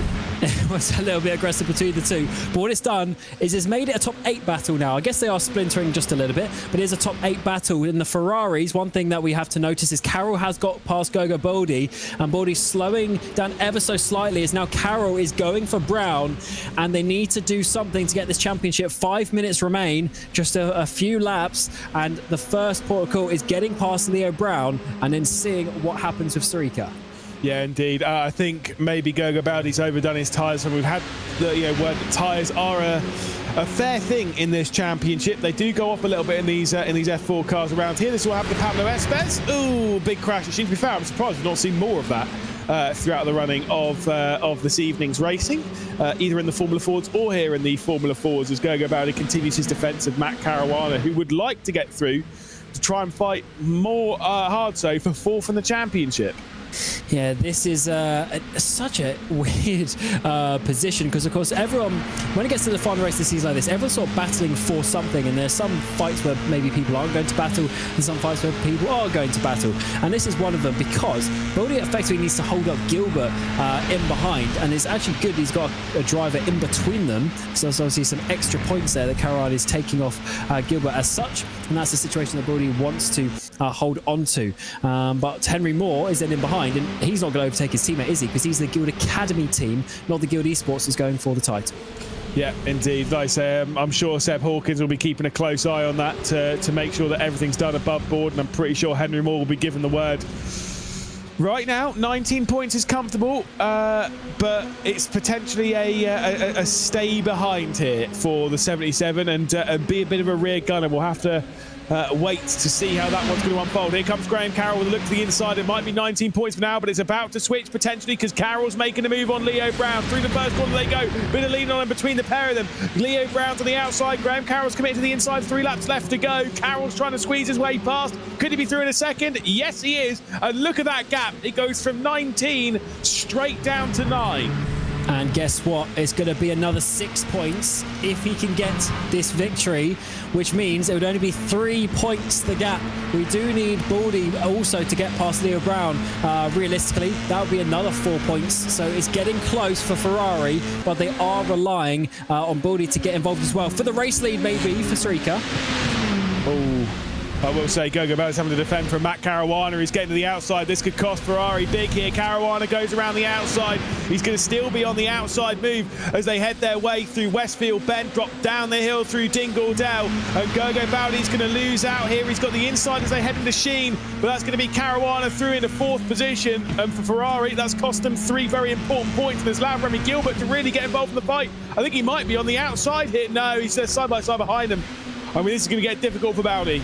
Certainly is up the inside. There's the 89 machine. Elias Riker trying to go side by side with the 77 of Henry Moore. And that's going to leave these two to go at it. 2 laps remain of the season. Up the inside for Graham Carroll. This is important points. Yeah, Moreno Sarika looking for his first victory in British F4 Esports. Graham Carroll looking for the number 1 on his car. He is the champion. He's just finished good enough to take the championship in the previous race. And he's come through now to take the race lead. He could be winning his 3rd one of the season here. And Ferrari, they're looking good in the teams, but for Guild, it's just about enough. No mistakes from them, and they will be the team's champion by 6 points. Cam, it's crazy. Yeah, Carroll can do no more. It's down to Brown not making a mistake, and Baldy with the defence in the background. He's got Remy Gilbert to his outside as they come up towards Hawthorne. Side by side, 2 by 2 we go. We got Baldy on the inside. Round the outside, it's going to be for Remy Gilbert. He's going to be squeezed just about onto the grass as Baldy tries to hold on. Oh, I'm not sure this is like the wisest move. I'd say Henry Moore slow down Elias Riker and maybe try and not go through, just sit behind. But of course, Gogo Baldi will be playing his games to the outside then. I mean, it's worked out brilliantly for Remy Gilbert, who's got around the outside of Gogo Baldi. Open up the door for Henry Moore to come through as well, as we're about ready to start the final lap of the race. Guild leading the team's championship. Gogo Baldi's got out of it. I think he might have a penalty. Potentially he might do. He comes into the pit lane and that is it. Game, set, a match. Carroll can do no more unless there's a big crash for the Guild cars. That is going to be championship basically sorted as you come into this final lap. Carroll though might finish the season as champion with a race victory. Yeah, congratulations to Guild. With all things said and done, it'll be an easy final lap for them. They will be the team's champions in not too long, just one final lap of this Brands Hatch circuit. Moreno Sarika, though, would love his first victory in British F4 Esports. It'll be his first podium of the season regardless. At the moment, he is in position for it. Yeah, this has been such a crazy season, and there may be one final twist in the tail. Can Williams, after the kind of disastrous season that they've had, can they get a final victory in the 69 machine of Sarika? He's just got half a lap to go and to try and find his way past. But Graham Carroll, I mean, there's a reason he's the champion-elect. There's a reason he's the one that's in position. There's a reason that he has been so consistent this season. He said in the interview he was going to go all out for the victory. He's done exactly that. Penultimate corner ticked off. Final corner about ready to be ticked off. He says let's go because he knows that there's probably nothing Moreno Sarika can do. Out through the final corner. The 2024 champion for the 3rd time this season is about to take victory. It is Graham Carroll on top here in West Kingstown, ending the season in a very positive way for the champion. It won't be the championship for Ferrari, but it will be the Drivers' Championship for Graham Carroll. Moreno Sarika onto the podium, and Leo Brown in 3rd, Remy Gilbert in 5th. It will be enough for Guild Esports to be confirmed the 2024 Teams Champions here in the British F4 Esports Championship. Awesome battle between those two teams. The gap in the end, 32 points, is going to be a little bit bigger than potentially what the results have shown. It's been an insane battle between those. It's gone back and forth, back and forward. We had good racing, we had bad racing, we had penalties in there as well, especially for the Guild drivers on occasion. But they came out strong in the end, and with Gogo Baldi getting a penalty at a crucial time, just sealed the deal. And also shout out to Mensa as well, getting 3rd place. Matt Caruana in 4th on the road today with a few victories this season. Yeah, Ronnie Smith as well, taking an 8th position. Great stuff for the Mensa Racing driven by us team. But yes, let's focus on the final race. Provisional results, of course. Graham Carroll, the Scuderia Ferrari HB Esports team, on to the top step of the podium once again. We'll catch up with him in a moment, along with Moreno Sarica and Leo Brown. Matt Caruana there in 4th position, obviously winning the first race of the evening. Remy Gilbert there in 5th. Henry Moore up to 6th place. Excellent battle for him this season. A truly brilliant battle with Graham Carroll. Up to 6th place he gets to in the season finale, though. Elias Riker in 7th. Ronnie Smith in 8th. Isaac Price in 9th. And Will Murdoch rounding out the top 10 for BS competition. Double top 10 for BS competition. That's not too bad. Giuseppe Lafaro in 11th. Joel Hull went up for the rear of the field to 12th. Yoni Kattler in 13th with Joseph Lowe having connection issues. And then that spin up at Druids down to 14th. Bit of a disappointing final round for the Aston Martin Aramco Esports team. Sergio Fitzpatrick in 15th position, just ahead of Olivia Hayward, who had her own dramas. Then Gogo Bowdy retired from the race after a penalty. And then obviously Pablo Espes, Peter Stachacek and Samueli Villa with the retirement of Manuel Biancalilla and Will Chadwick. What an absolutely crazy final round. You can hear I'm losing my voice. So let's grab our way in to the series champion for one final time, one final chat, and one final victory. Graham Carroll, you said in your interview earlier on you were going to go and try and win it, and you did. Great stuff. What a drive. Thank you very much. I was thanking everyone, thinking I wasn't going to get a podium, but I think the reverse grid obviously played quite a big part in it, and then trying to work the team's constructors thing out a little bit with Gergo, and didn't really want to pass him, and we just had to sort of see what was going on and see what was going to happen with Moreno and Leo up the front. So once he got by and Gergo kind of struggled a bit, we sort of swapped over, and my tyres were like brand new, sort of lap 8, so it felt really good, and I just had the pace. So buzzing, yeah. Honestly, we kind of dreaded coming into today with it all on the plate, but yeah, the pace sort of paid off again and went really well. It's been a really, really positive season for you, for the team as well. Like I say, Gogo, really kind of an experience in iRacing, also on touring cars anyway. It's been very, very positive for you and Ferrari. So tell us, what's next for Graham Carroll in the world of sim racing? I mean, where are we going to see you? I need a bit of time off now. But listen, obviously you see the new Ferrari coming to iRacing in the coming month or so. So all hands on deck when the 499 arrives to iRacing. So a very exciting time to have the sort of this hypercar coming to iRacing. So yeah, it's kind of getting away from the 20-minute races, more into sort of endurance stuff after this. But I like a bit of both, right? As long as we're mixing it up, and we'll come back hopefully to F4 next year. Defend the championship, and do a bit more endurance stuff and sort of here, there, and everywhere. So nothing really set in stone what we're going to do, but as a team, we're just looking to grow in iRacing, and that's what we've done, and that's what we're doing. So yeah, just hope to continue that, really. You've definitely earned a bit of a breather, though. Well, I'll let you go and have it. Graham, thank you so much for an excellent season. Thank you for being a great driver, and thank you for being our champion.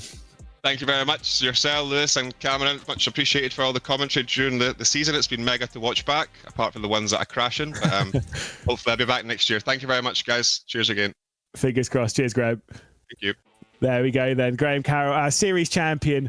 Absolutely epic drive throughout the season, and we get to chat to someone new, well, at least for this season anyway. It's Moreno Sarica. Let us drag Moreno into here. It's been a while since we've had you in the comms booth for an interview. Of course, back in 2023 we saw you on the podium a few times, and it's been a little wait. I mean, Williams did not start out the season in a positive way. You then joined the season 4 rounds in, and suddenly things started to turn around. What do you make of that one?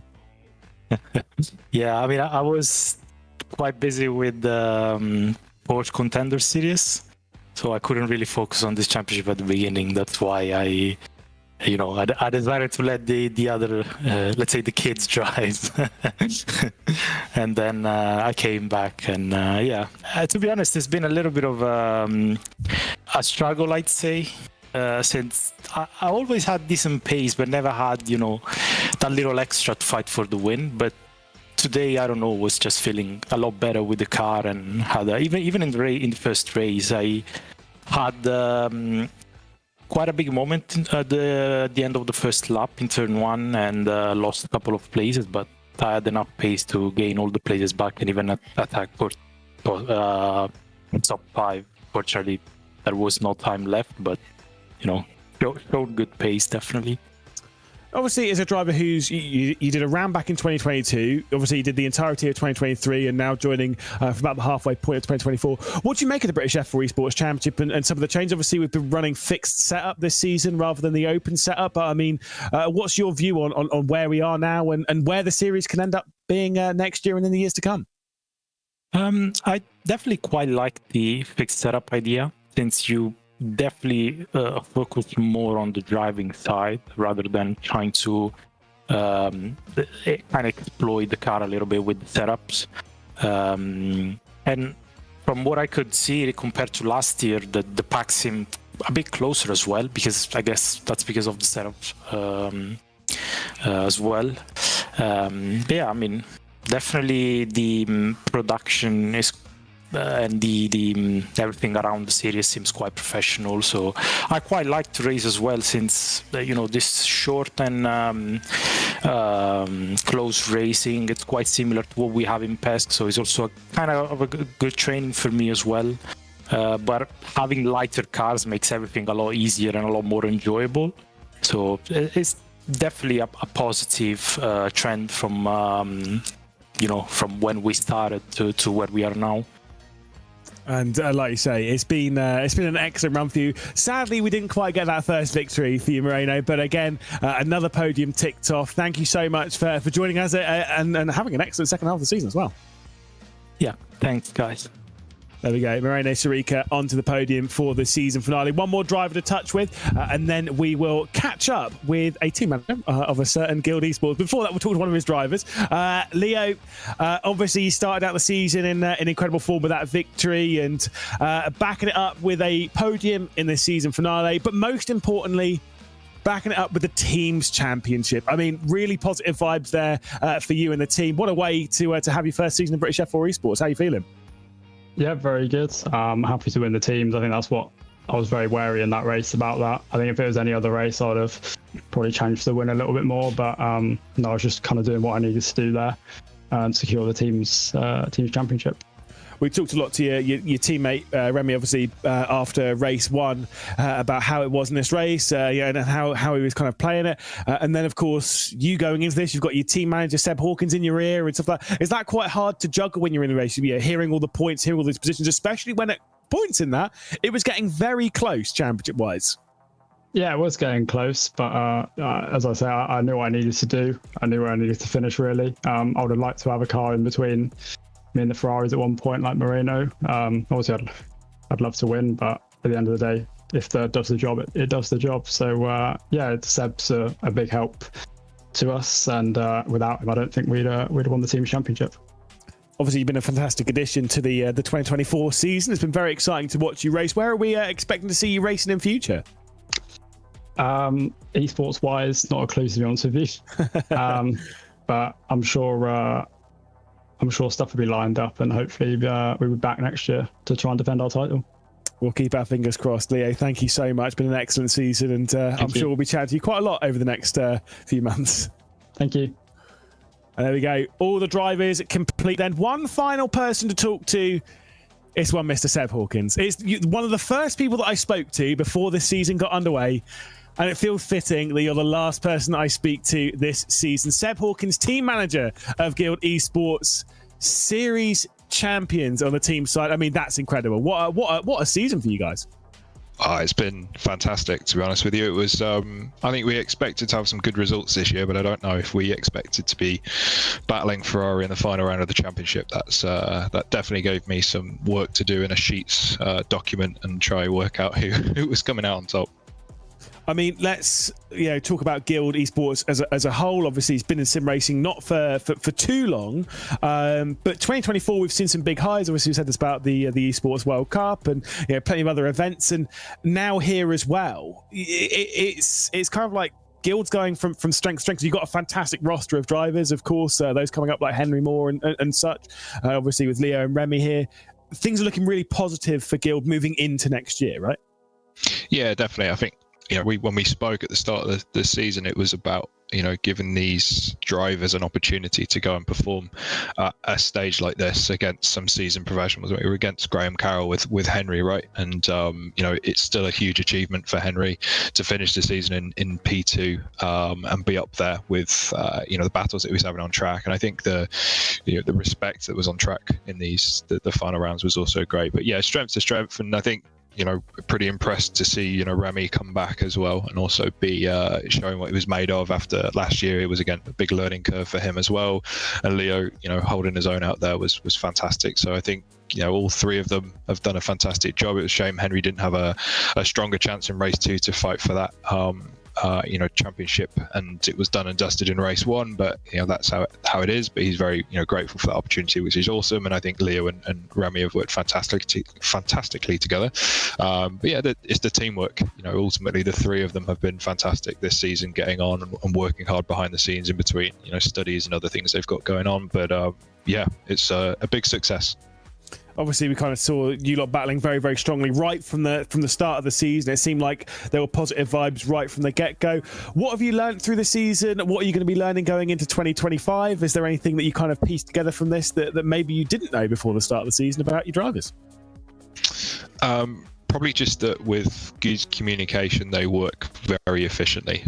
We knew that we didn't have to go out for the wins in these final 2 races. We knew we had to have strong qualifying with the drivers that could, and we know that good communication allows them to make good educated decisions on track and not force the racecraft that would be going for wins or going for podiums. Today's success was in making sure we kept that points gap, so it meant we didn't have to do any silly moves. Obviously the championship allowed us to have a bit of flexibility, and obviously wins in both races would have allowed us to breathe and my heart rate to come down for the final race. But I think we noticed it through the full season. There was opportunity where we could work together and really strategize around how we take on other teams, and we see it with the other teams as well. So I think that's been super beneficial from our side. Well, Seb, congratulations to the team. Obviously past now. Congratulations to the rest of them. Big thanks for joining us here in the interview booth, and yeah, I'm sure we'll be talking to you quite a lot in 2025. Awesome, thank you, and great job, guys. And there we go, Cam. Season's over. That's it. Final roundup from you after what's been an incredible run in 2024. It's been a thrilling season. It's been so exciting. Obviously here in the F4s as well as in the Formula Fords. Absolutely great season. Of course, new track going to Zandvoort, some new teams, the likes of Ferrari getting involved, and in general just a great championship. I mean, when behind the scenes we were already talking about this months ago, I was like, get in my diary straight away. Definitely want to be involved in that one. Such a good series, and yeah, very thankful to be on it for the second season in a row. It really is one of the highlights of the year for me. Yeah, certainly is. And again, a lot of positives still to come. We'll be keeping an eye on this championship over the next few years. I know a few of the drivers on the grid will be taking part in the Butt Kicker Brick Car 24 Hour of Silverstone, which is coming up at the weekend. So there's so much to talk about on that. And there's so many people to thank. Obviously, all of our partners that have helped us to this point. Really, the hard work's been put in from Paul Crawford and Andy Shield as well behind the scenes to bring it. And of course, the big thanks to all of you joining us here throughout the 2024 season. It's been amazing fun from myself, Lewis McGlade, from Cameron Roger, from Hugo Luis, who of course we could not have done this broadcast without of. It's a huge thanks from us for you to join us this season. And again, we'll see you again in 2025. Graham Carroll is our champion. Guild Esports are our team's champion. Of course, big shout out to Mark Fletcher, who won in the Formula Fords earlier on in the night. We'll see you in 2025 when the British F4 Esports Championship continues. Until then, thank you so much and have a very warm goodbye.